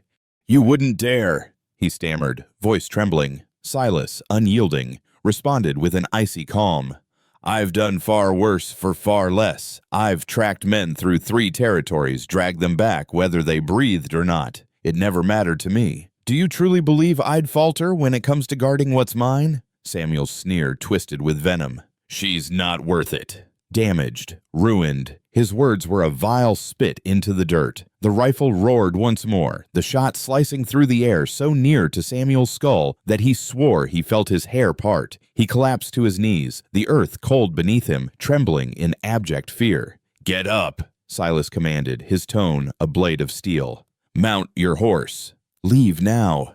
Don't return. Don't send anyone. Don't even whisper her name in your darkest thoughts. Because I'll know. I'll hunt you down.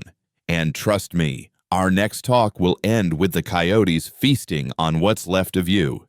Do you understand? Samuel, panic-stricken, nodded wildly, fumbling toward his horse, his injured hand clutched tight as he and his men vanished in a whirlwind of dust. Silas stood motionless, rifle still in hand, until they were mere specks on the horizon. Only then did Clara notice the subtle tremor in his grip. She stepped forward, enveloping him from behind, her face pressed into the rough fabric of his shirt. "I'm so sorry," she murmured, voice breaking. "I should have told you everything." He turned, pulling her fiercely into his embrace. "Never apologize for that monster's wrongs.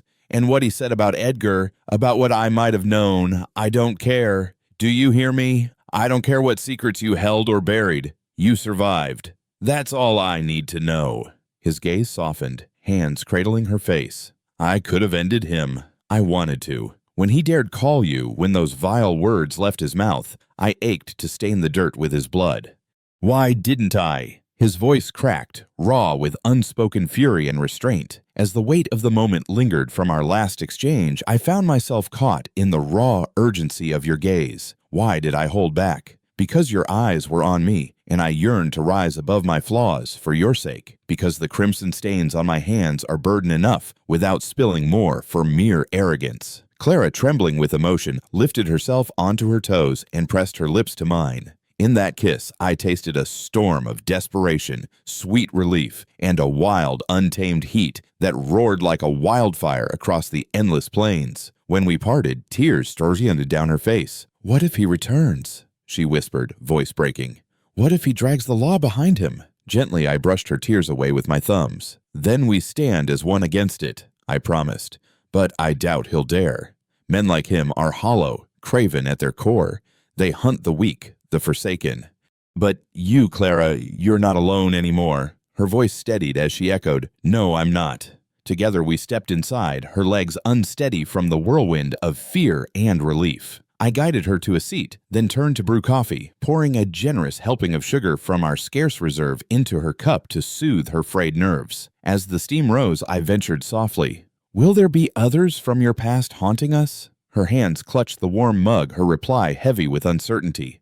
"I can't say." Perhaps Edgar's associates' distant kin guilt shadowed her eyes. "I'm so sorry. I've dragged danger to your doorstep, our doorstep," I corrected firmly, "and we both carry our burdens. Mine just tend to come with sharper edges, despite the darkness of faint unfortunate." A faint smile flickered on her lips. "Is that meant to comfort me?" she asked. "It's simply the truth," I replied, settling beside her, our shoulders brushing with quiet intimacy. "Clara," I began, the weight of Morrison's words about Edgar and those young customers gnawing at me. "Did you know?" Her confession came like jagged shards tearing at her soul.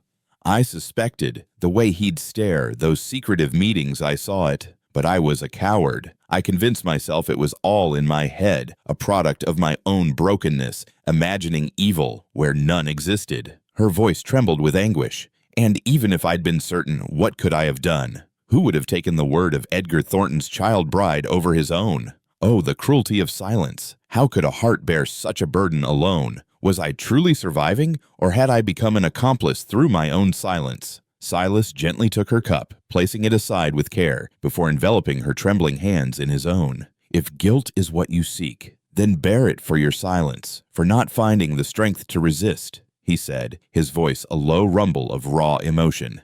"Heaven knows I carry a mountain of remorse for us both. But never, never should you shoulder the blame for him, for his vile deeds, for the darkness that consumed him.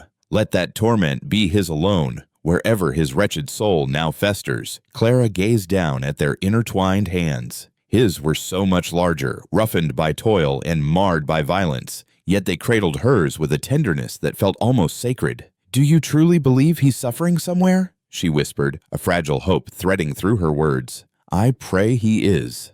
I'm no devout churchgoer, but I can't help but wish there's a corner of damnation reserved for men who prey on the innocent, who bind women in chains and dare to call it love." She paused, waiting until Silas lifted his gaze to meet hers. "Last night," she began, her voice steady despite the storm within, "what passed between us, it wasn't out of obligation or some debt for your protection. It was—" Her words faltered, but he understood.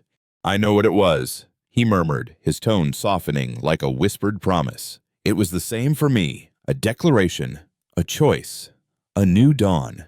"Yes," she breathed, the word escaping as a sob. Silas drew her into his lap, holding her close as tears streamed down her face for the innocent girl she once was, for the years stolen by terror, for the children she couldn't shield, for the crushing weight of mere survival that often felt more burdensome than death itself. When her cries finally ebbed, the sun blazed high, and the day's tasks loomed. Yet they lingered in the stillness of the kitchen, clinging to one another. "We should check on the horses," Silas said at last, breaking the quiet. "That gunshot might have rattled them." Clara nodded but remained still, anchored in his embrace. "Silas, what you told Morrison about guarding what's yours, was it too much? I know some women might not." Her voice trailed off, leaving the question hanging in the fragile air between them. As the quiet of dawn lingered from the previous moment, her hand rested gently over his heart, sensing the reassuring rhythm beneath her palm. A whisper escaped her lips, soft and uncertain. "Not too much. I've never truly belonged to anyone, not in the way that matters. Edgar possessed me as if I were one of his delicate crystal birds, a mere ornament. But to belong to someone by choice, oh, how different that feels." Her mind wandered, searching for the right analogy. Was it not like the contrast between a cage and a home? Both enclose you with walls, yet one traps you in despair, while the other offers freedom to depart at will. "And knowing I can leave," she murmured, "only deepens my desire to stay." He captured her hand, pressing it firmly against his chest, his voice a fervent plea. "Then stay, Clara Boone. Stay with me." Her response came as a solemn vow. "I will, for as long as you'll have me." His reply was swift, almost reckless. "Forever, then." Perhaps it was too soon for such grand declarations, mere months of acquaintance, mere hours of true unity. But time on the frontier warped and raced. Life struck with ferocity, often fleeting. Happiness, when it bloomed, demanded to be seized. Truth, when felt, begged to be spoken. Love, in its raw intensity, had to be embraced, for who could guarantee tomorrow? They stood together, ready to confront the day as one. Challenges loomed on the horizon. Samuel Morrison might resurface, or send others in his stead. The ranch battled relentless elements and lurking predators. Their wounded spirits still yearned for mending. Yet, in this sacred pause, they had each other, a choice forged in mutual will. Clara gazed at Silas as he inspected his rifle, a quiet marvel stirring within her. Wasn't this bond, this chosen sanctuary, a miracle in itself? Outside, the prairie wind wailed its timeless melody, joined by the sweet trill of a meadowlark. Life pressed on, harsh, exquisite, worth every struggle, worth staking a claim to.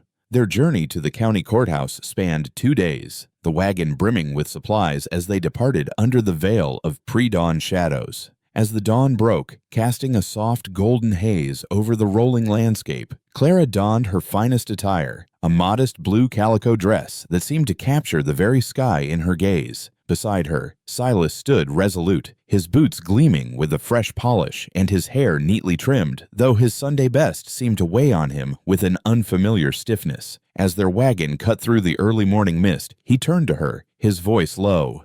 "Feeling the nerves?" Clara nodded, her heart fluttering. "Not about this moment, though. It's what lingers beyond shadows like Morrison and others who refuse to stay buried. Doesn't the past have a cruel way of creeping back when you've just found peace?" Silas's jaw tightened, his reply carrying a steely edge. "If it dares reach for us, we'll sever its grasp without a second thought." His blunt resolve drew a faint smile from her, a flicker of warmth amid the chill of her worries. That evening, they paused at a humble way station, inscribing their names in the register as Mr. and Mrs. Boone, with a quiet, shared certainty. The proprietor's wife, guiding them to their modest room, flashed a knowing grin. "Newlyweds, are you?" she inquired. "In a way," Clara replied softly, and later, in the confines of that narrow bed, Silas's hand sought hers. Their love unfolded with a desperate tenderness, each caress a silent oath, each kiss a pledge far more binding than any spoken before a judge. How fragile happiness feels when you've known loss. The county seat of Laram emerged as a bustling testament to civilization, its brick and wooden structures framing orderly streets. Clara marveled at the sight. 3 churches, a school, and saloons aplenty more than seemed fitting. The courthouse loomed grandly, its limestone facade glowing under the morning sun. Within, their footsteps reverberated on polished floors as they approached the registry office. A wiry clerk, spectacles balanced on a hawkish nose, peered up. "Can I help you folks?"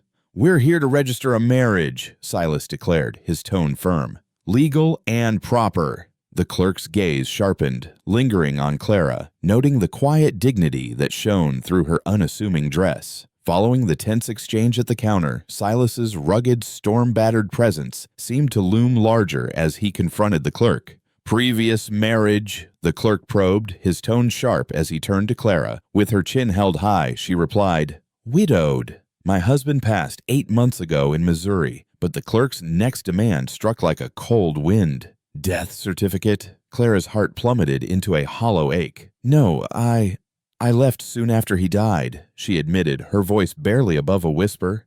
The clerk's smug satisfaction was palpable as he retorted, "You can't register a new marriage without proof the last one ended." "It's the law." Silas, his frame taut with quiet fury, leaned forward, and the clerk instinctively recoiled. "The lady says she's widowed. That should be enough," Silas growled, his words heavy with conviction. "Not for the law, it isn't," the clerk squeaked, his voice climbing in pitch. Just then, a commanding presence interrupted the fray. "What's the trouble here?" They turned to see a man in judge's robes, his gray hair a crown of wisdom, his piercing eyes taking in every detail. "Judge Patterson," the clerk stammered, "these folks wish to marry, but the lady has no proof of her husband's death." The judge's gaze lingered on Silas, noting how he stood as a shield beside Clara, before he spoke with quiet authority. "Come to my chambers, all of you."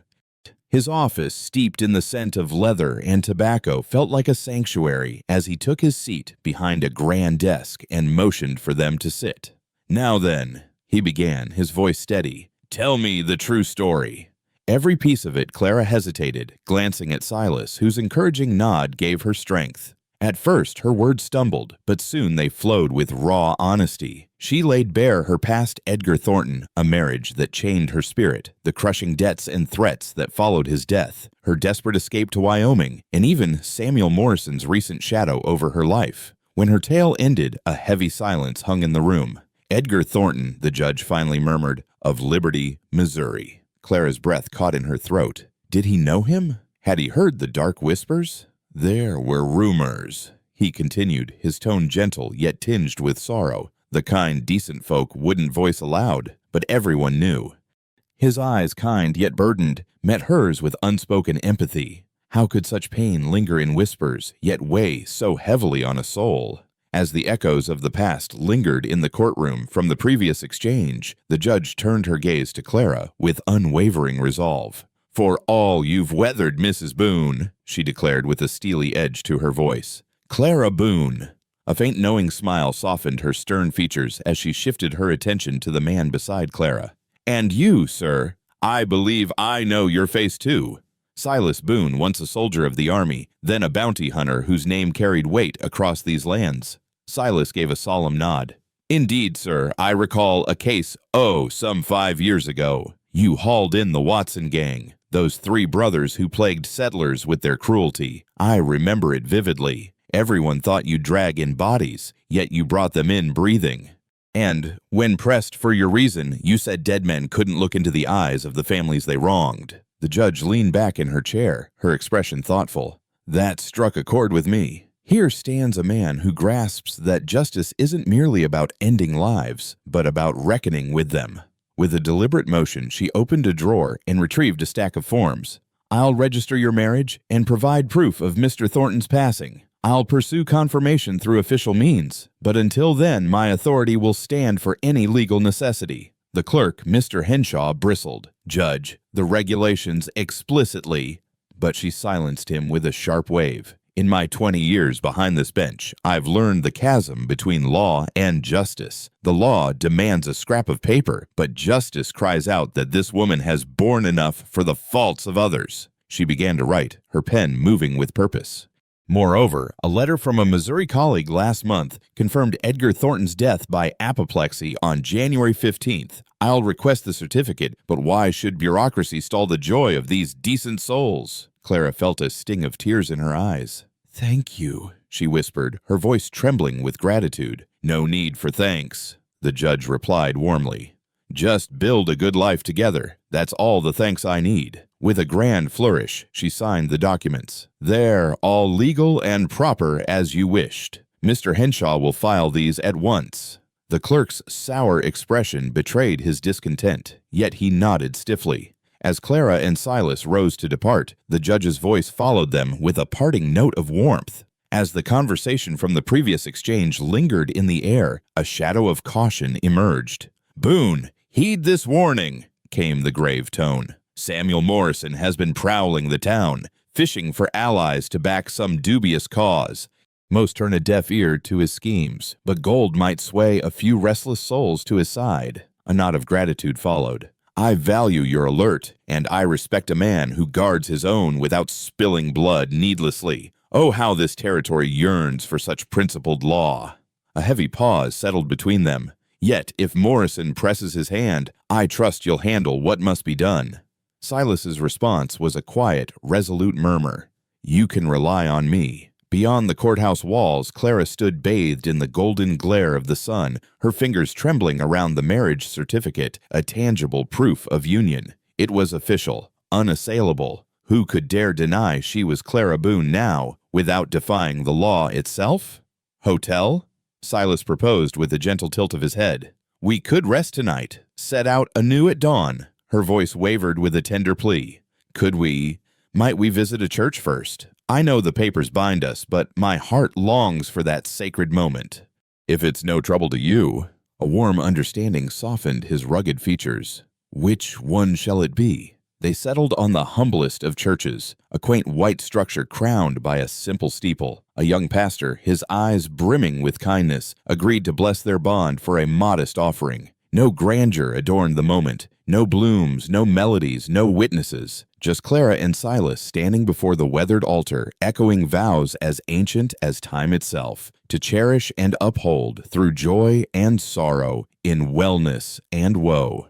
When the pastor granted Silas permission to kiss his bride, the tenderness of his touch melted Clara's resolve, her heart trembling with emotion. This was the sanctity she'd been denied once before, the divine gift of choice, the profound beauty of willing devotion. Later, they secured a dignified hotel near the courthouse, sharing a quiet dinner in its modest restaurant, the weight of their new beginning settling around them like a soft, unspoken promise. As the echoes of the day's revelations lingered from the previous moments, Clara felt the weight of strangers' gazes in the dining room, some laced with intrigue, others tinged with disapproval, and a rare few glinting with something akin to longing. Yet their stares washed over her like a fleeting breeze. She simply didn't care. Let them peer. Let them speculate. That night, in the quiet sanctuary of their room, Silas drew forth a small, carefully wrapped parcel. "A wedding gift," he murmured, a shy edge to his voice. "It's humble, but when I saw it, I knew." Nestled within was a delicate gold band, unadorned yet brimming with authenticity. Clara's breath caught, her throat tightening with emotion. "My mother's," Silas revealed softly. "I've carried it in my saddlebags all these years, couldn't part with it even in the hardest times. Will you wear it?" "Yes," she whispered, extending her trembling hand. He slid the ring onto her finger, where it settled as if crafted for her alone. "There," he said, quiet triumph in his tone. "Now the world will see you're claimed." "They already knew," she countered, her fingers brushing the band in awe. "You told Morrison I belonged to you, but this declares I chose it." "Didn't I?" Her answer came not in words, but in a kiss, fierce and certain, erasing any shadow of doubt. Later, wrapped in the tender embrace of the hotel's plush bed, Clara's fingertips danced across Silas's chest. "We must return at dawn," she mused. "The animals await." He nodded, already drifting toward slumber. "Silas, what the judge mentioned about Morrison's inquiries." His arm tightened around her. "I'll face it." "No," she insisted, her voice resolute. "We'll face it as one." "As one," she repeated, the conviction settling deep within her. At sunrise, they departed Laramie, the horizon blushing pink and gold. The marriage certificate rested securely in Clara's bag, but far more precious was the ring gleaming on her finger and the steadfast presence of the man beside her on the wagon seat. The road home unfolded with a newfound serenity, their conversation weaving dreams of the ranch's future, expanding the vegetable patch, perhaps adding more to their humble domain. As the weary wagon rolled over the final crest before their cherished homestead, Silas abruptly reined in the horses, the sudden stop jarring Clara from her thoughts of milking cows and mending the weathered chicken coop. Simple aspirations, yes, but ones woven together with unbreakable threads of hope. "What's wrong?" she asked, her voice tinged with unease as her eyes searched his tense profile. "Look there," Silas murmured, his finger pointing toward the ranch nestled below. At first, Clara saw only the familiar outlines of home, but then, oh heavens, a slender wisp of smoke curled ominously from behind the barn. "Stay here," Silas ordered, his hand already closing around the cold steel of his rifle. "Not a chance," Clara retorted with a fire that startled them both. "Together, always, don't you forget it." A fleeting smirk tugged at his lips despite the gravity of the moment. "Woman, you'll be my undoing." "Not if I have anything to say about it," she countered, her resolve as firm as the earth beneath them. They edged closer with bated breath, but as the scene unfolded, Clara realized the smoke wasn't rising from their own structures. Someone had dared to set up camp in the cottonwood grove by the stream. Travelers, perhaps, Silas speculated, though his grip on the rifle remained unyielding. As they rolled into the yard, a shadow detached itself from behind the barn and Clara's heart plummeted. Not Morrison himself, but a face she knew, one of his lackeys, the man who'd sneered about the land being in her name. "Mr. and Mrs. Boone," the stranger called, hands raised in a gesture of peace. "No need for weapons. I come in good faith." "State your purpose," Silas demanded, his tone sharp as a blade. "Name's Jack Henley. I rode with Morrison once, but no longer. That man's unhinged, mad as a rabid beast, and I'll have no part in his schemes." "What schemes?" Silas pressed, his voice a dangerous whisper. Henley shifted, uneasy. "He's rallied a band of men with promises of quick riches, spinning tales of hidden treasure claims. You've got strong boxes of army gold from your bounty days. He plans to storm this place, take the wealth, and the lady too, if he can. Soon, maybe tomorrow night. Or the one after. He's coming." As the tension from the prior revelations lingered in the air, Henley's gaze locked with theirs, heavy with unspoken truths. "I signed up to intimidate, not to kill," he declared, his voice a low rumble of resolve. "But if Morrison shows up here, it'll be nothing short of slaughter. I thought you ought to know, ought to be warned." Clara's brow furrowed, her heart racing with curiosity. "Why us? Why risk yourself to caution us?" Henley's eyes softened, a flicker of pain crossing his weathered face. "I saw the way you two stand by each other, the way you fit together. My Ellen and I, we had that once before the fever stole her from me." His words cracked with raw emotion, a wound never fully healed. "Morrison, he's the kind who tears apart anything beautiful just because he can't bear its light. I refuse to help him shatter what you've built." Silas watched him, eyes narrowing as he weighed the man's sincerity. After a long, heavy silence, he spoke. "You looking for a place to work?" Henley blinked, caught off guard by the offer. "What now?" Silas's tone was steady, unshaken. "A ranch this vast could use another set of hands, especially hands that know where to stand when danger rides in. Could we trust you, after riding with Morrison?" Henley's surprise lingered, but Silas pressed on. "You turned away from him when it counted." "That's worth something." A glance at Clara, a subtle nod of agreement, and the decision was made. "Bunk in the barn for now. Wages can wait. We've got bigger storms to weather." With a murmur of gratitude, and Henley trudged toward the barn, while Clara's hand brushed Silas's arm, her voice a whisper of doubt. "Are you certain about this?" Silas's jaw tightened. "A man who warns of an ambush has his uses. One who fights beside you in it, that's a treasure. We'll soon see his true colors." The day bled into relentless preparation. Silas meticulously cleaned and loaded every firearm they possessed, his hands steady with purpose. Clara hauled water into containers, tore cloth into bandages, and cooked hearty meals that could endure the coming days. Together, they safeguarded their treasures within the house, boarded up windows, and cleared lines of sight for defense. As twilight draped the land, they settled on the porch, the vast sky above blooming with stars. The night hummed with deceptive serenity, a fragile veil over the violence they knew loomed near. Clara's voice broke the stillness, firm with unexpected conviction. "I'm not afraid." And in that moment, as the words left her lips, she realized they were true. "No, whatever comes." As the echoes of resolve lingered from our earlier vows, we stood united, ready to confront whatever fate awaited, whether triumph or defeat, life or death. We would meet it head-on, true to the selves we had forged together. Gazing at her wedding band, the gold shimmering under the soft lamplight, Clara murmured with a quiet awe, "This is more than I ever dreamed I'd claim." Silas drew her near, his lips brushing her hair with a tender promise. "We will prevail. We will endure. And Morrison will rue the day he dared to challenge a boon." "Two boons," Clara interjected softly.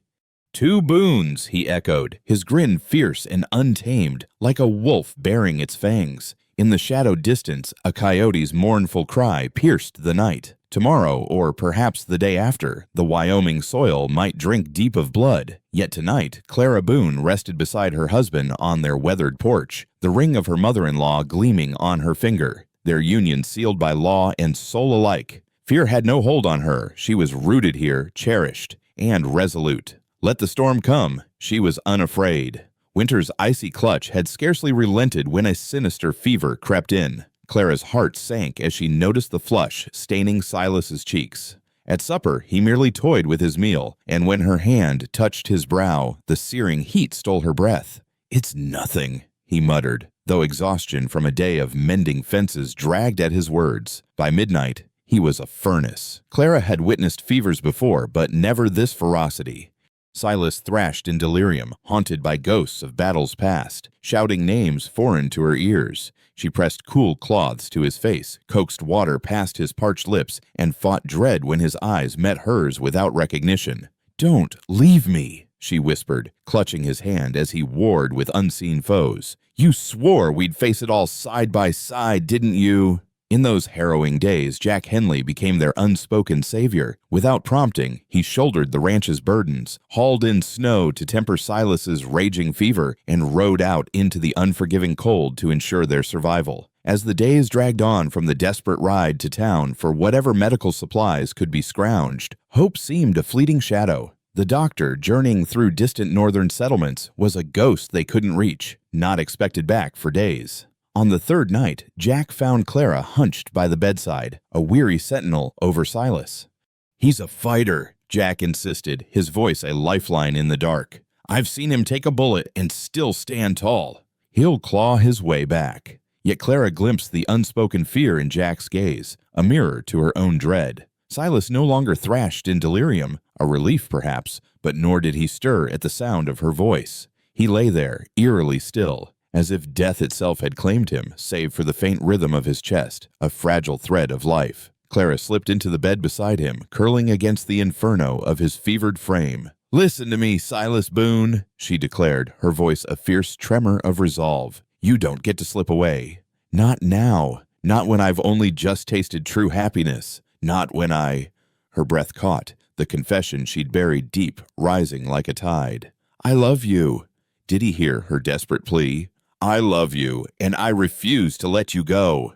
Whether it was her raw confession or his unyielding spirit, something stirred.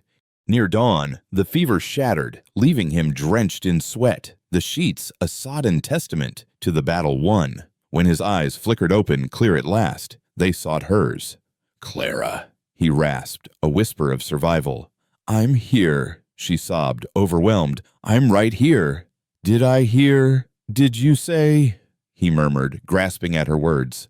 "I love you," she affirmed, resolute, wishing she'd spoken sooner, every single day. A faint echo of his familiar grin ghosted across his face. "Love you too, even if your broth tastes like dishwater." Laughter mingled with her tears as she kissed him fiercely, then hurried to brew something better. His recovery crept along, painstakingly slow. The fever had carved away strength he couldn't afford to lose, leaving him frail as a newborn colt. Clara stood guard, refusing to let him rise for a full week, her heart both shattered and mended by the ordeal.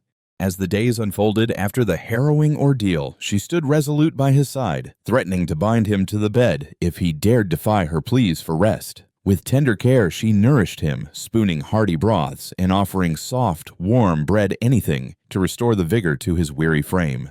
It was in one such quiet moment, as she hauled in a pail of fresh water, that a delicate sensation stirred within her, like the gentle brush of butterfly wings against her core. Her breath caught. She lowered the bucket with trembling caution, her hand instinctively pressing to her belly. This time the flutter was undeniable. "Oh heavens," she whispered to herself. For weeks she had harbored suspicions, the missed cycles, the morning nausea, the newfound sensitivity in her chest. But this was the undeniable truth.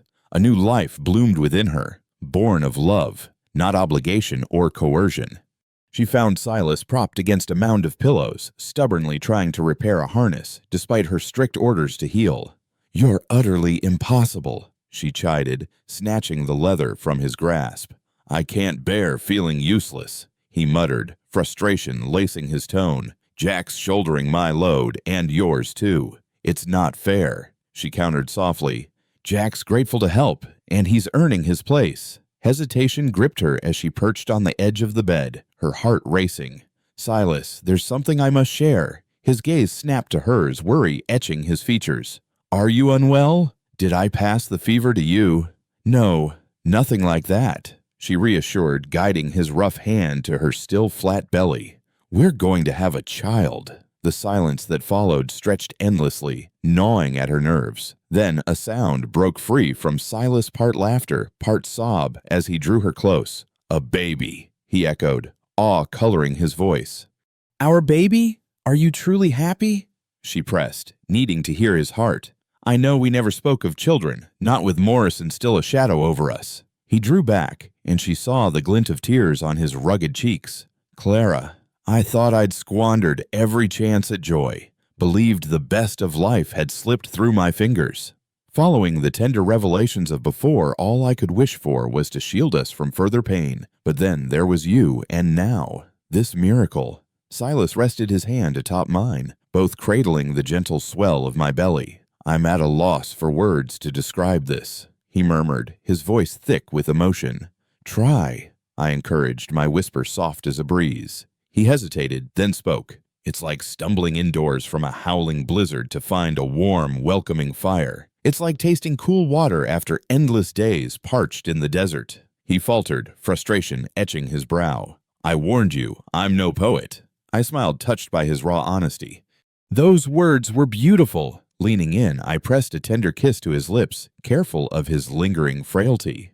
"Though perhaps we should refine your metaphors before our little one arrives. We can't have you likening our child to desert water." "Our child," he echoed, and a smile bloomed across his face, radiant as the first light of dawn. "When?" he asked, eyes wide with wonder. "Late summer, I believe, or perhaps early fall," I replied. Instantly his mind raced ahead. "We'll need to expand the house, build a proper nursery. And that old cradle in the barn, my mother kept it from my infancy. It needs mending." The enforced stillness of recovery was forgotten as plans spilled from him. "Slow down," I chuckled, though my own thoughts were already weaving future threads. "The garden must grow larger. Supplies must be gathered before travel becomes too cumbersome for me." Yet a shadow loomed. How could we welcome a child with Morrison's threat still dangling over us? Silas caught the worry in my gaze. "What troubles you?"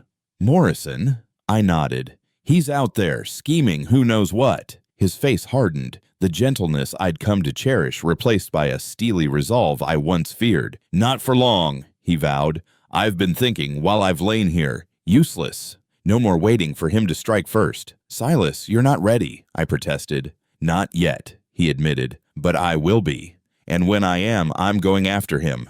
Following the tense whispers of the night before, Clara still felt the icy shiver that had gripped her when Silas spoke of his past. "You swore that chapter was closed," she had pleaded, her voice trembling with both fear and hope. Yet his response lingered in her mind, heavy with resolve. "I am done with it," he had assured her, though his gray eyes churned like a tempest at sea.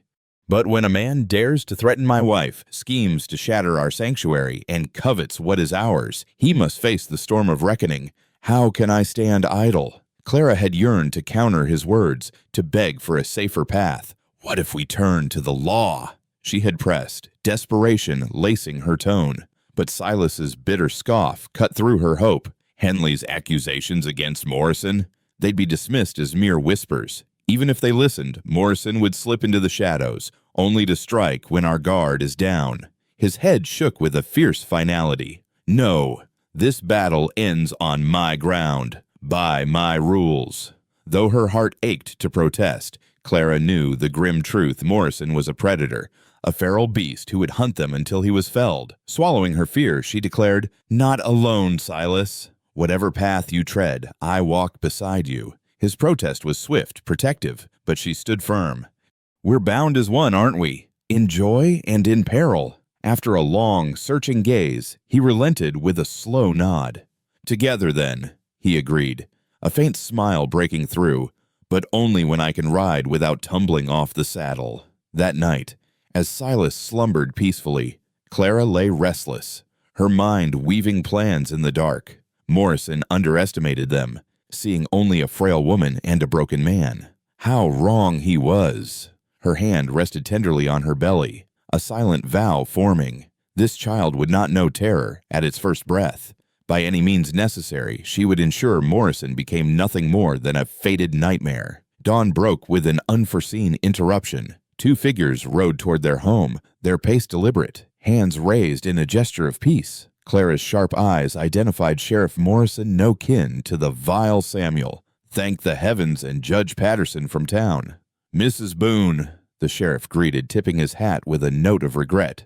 "Apologies for the intrusion. Is your husband available?" Her reply was measured, guarding their fragility. "He's mending from a fever, but he can see visitors." With a steadying breath, she ushered them inside, where Silas was struggling to rise. As the conversation from the previous moment lingered in the air, Silas's hands trembled while shaving, the blade nearly slipping from his grasp. He abandoned the razor, his senses sharpening despite the exhaustion weighing on him. "Tom, Judge, what brings you to my doorstep?" he asked, his voice laced with concern. The sheriff shifted on his feet, unease etched into every line of his face. "I've got news about Samuel Morrison, and it's not the kind you'll take lightly." Clara's hand instinctively sought Silas's shoulder, a silent gesture of solidarity. "What about him? What mischief has he stirred now?" she demanded, her tone edged with dread. The sheriff hesitated before revealing the bitter truth.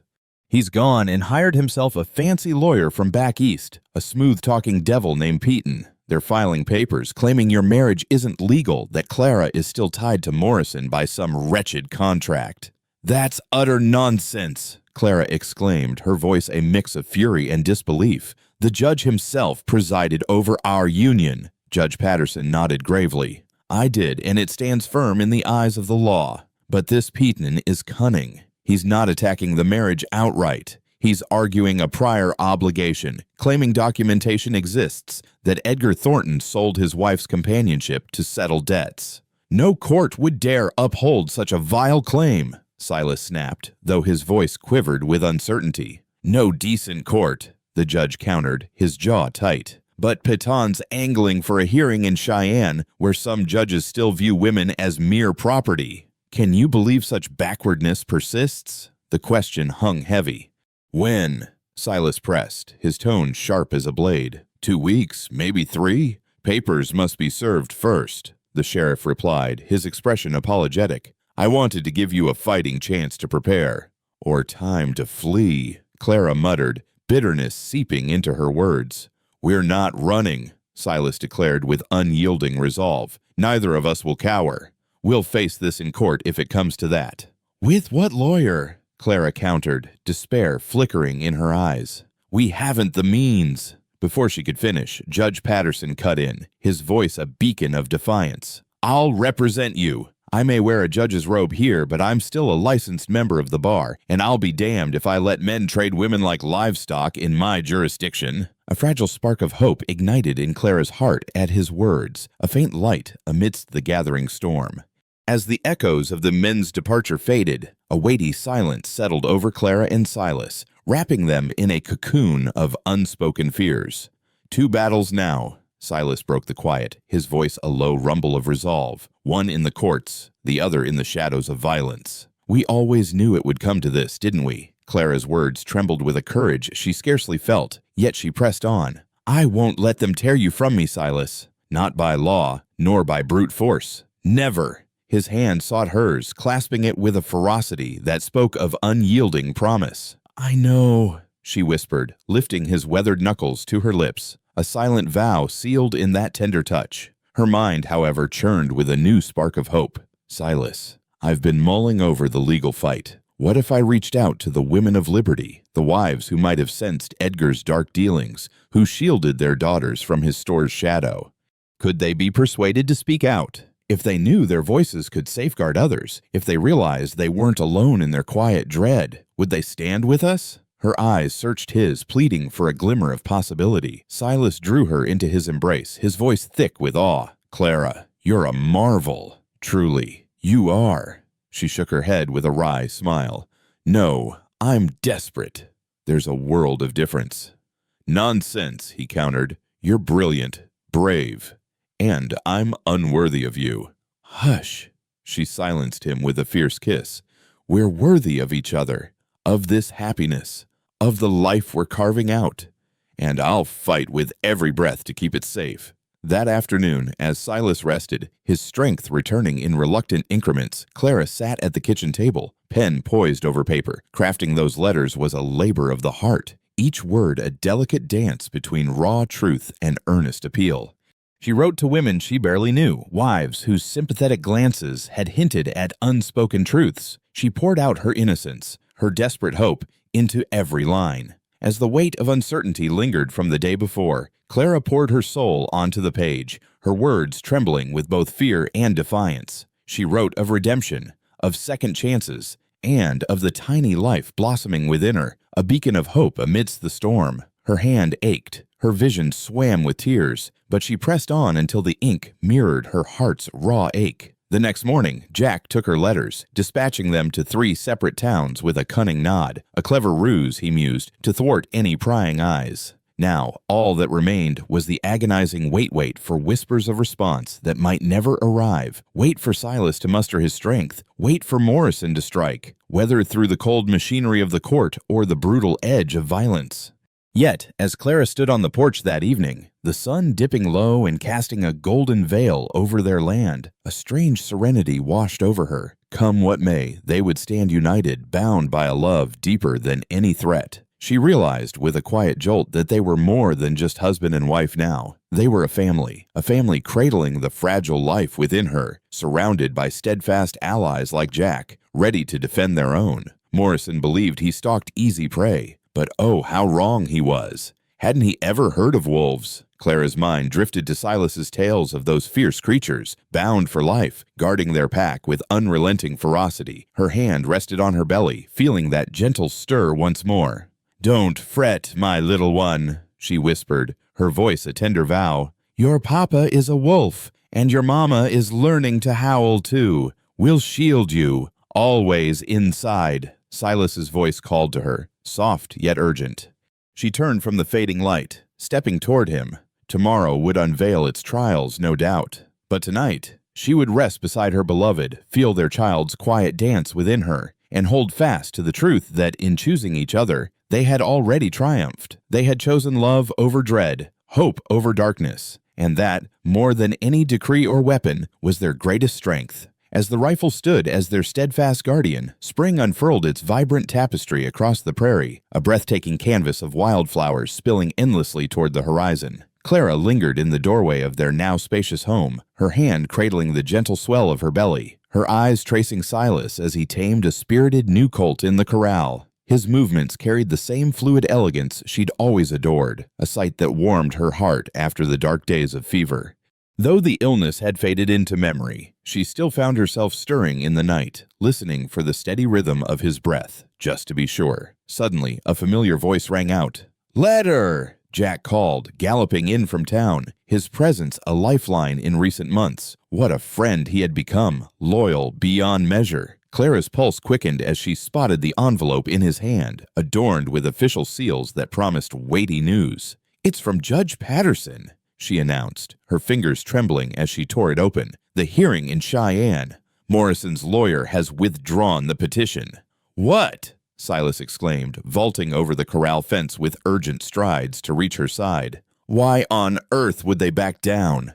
Clara's eyes raced over the words, and then a burst of laughter, pure and unrestrained, escaped her lips. 3 courageous women from Liberty had stepped forward, their sworn testimonies a damning record of Edgar's misdeeds.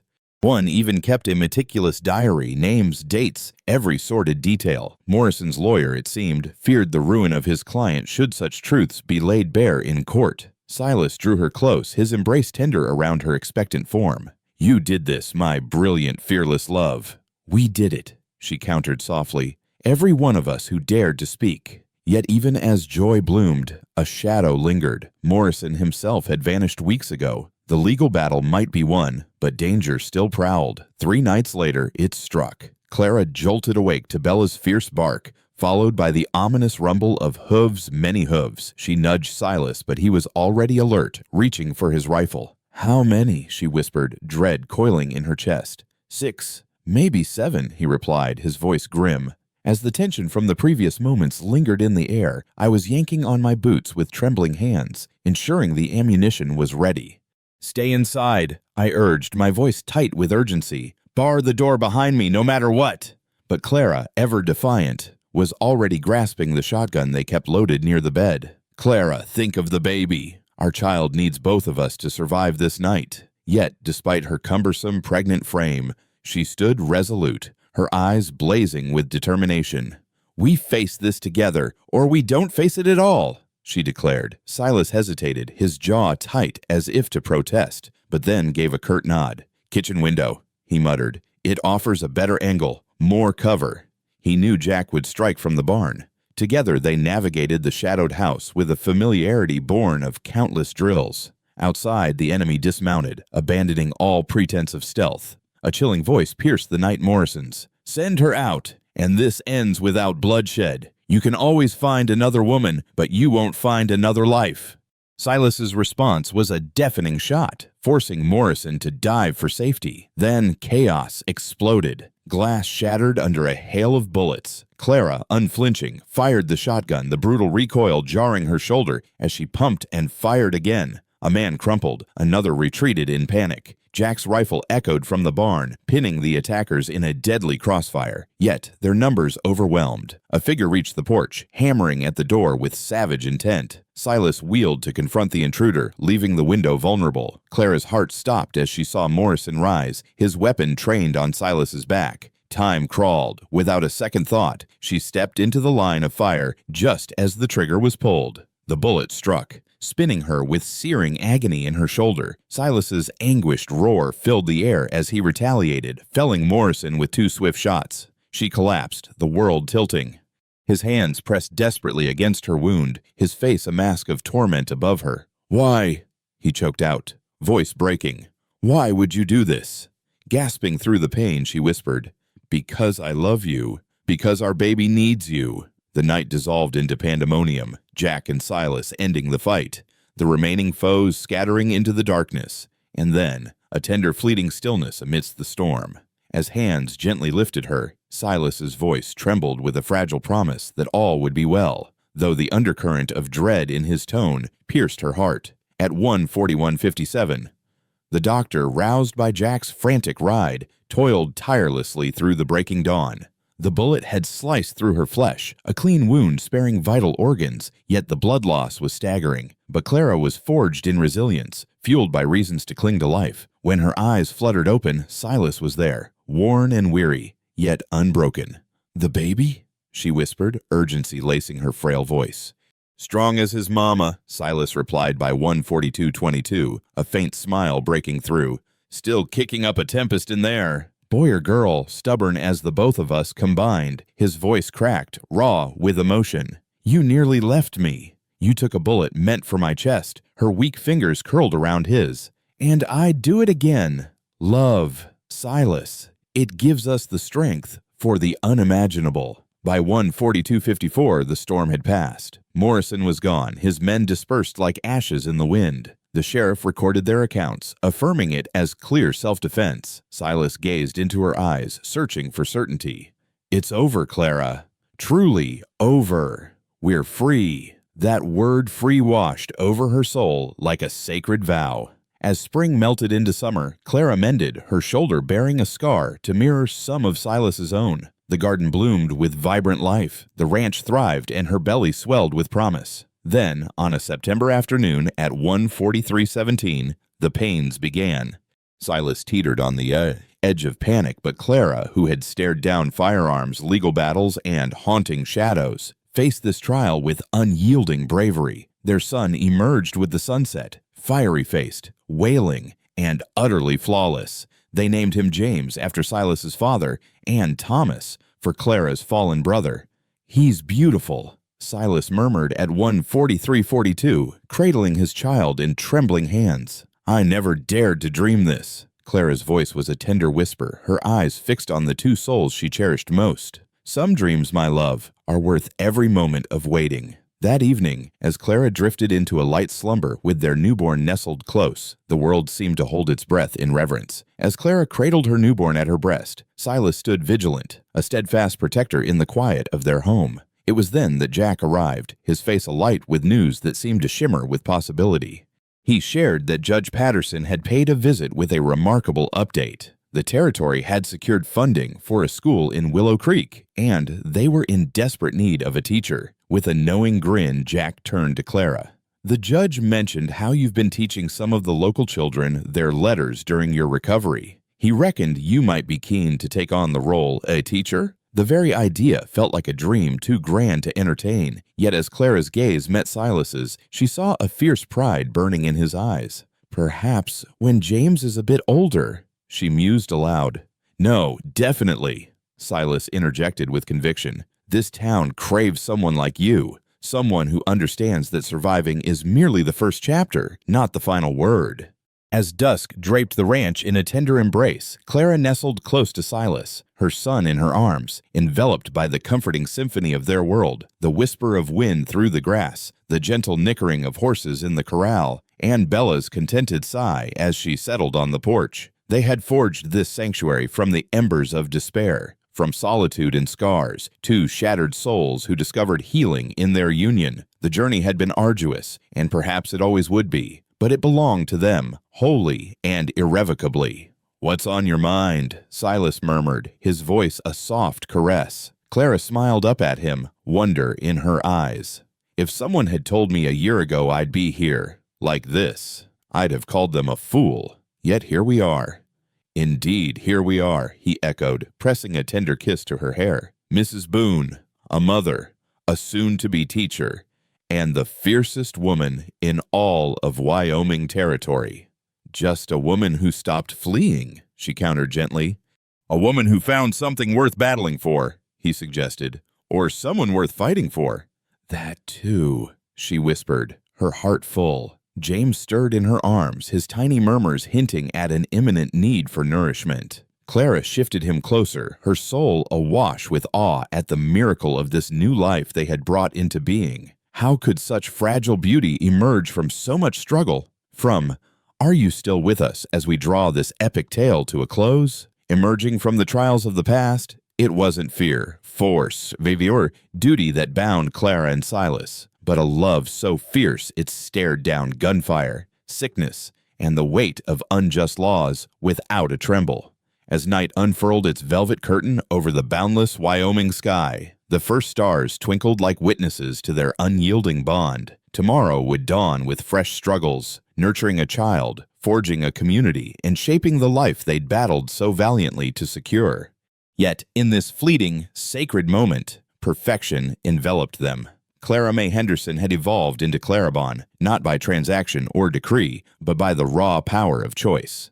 That choice, reaffirmed in countless tender gestures each day, had reshaped them both. Once a shattered wife and a war-torn husband, they emerged as true partners, devoted parents, and souls who understood that love is not merely an emotion, it's a relentless act, a vow renewed with every sunrise to face the world side by side, no matter the storm. Far off, a wolf's cry pierced the night, not a lament but a triumphant song, reaching for its companion across the wild expanse. Silas, with a gentle grin, drew his family nearer, responding with a piercing whistle that danced over their hard-won land. They were home. They were complete. They were unshackled, and their journey, much like the vast prairie, unfurled into a horizon brimming with promise. Can you feel the hope that stretches before them?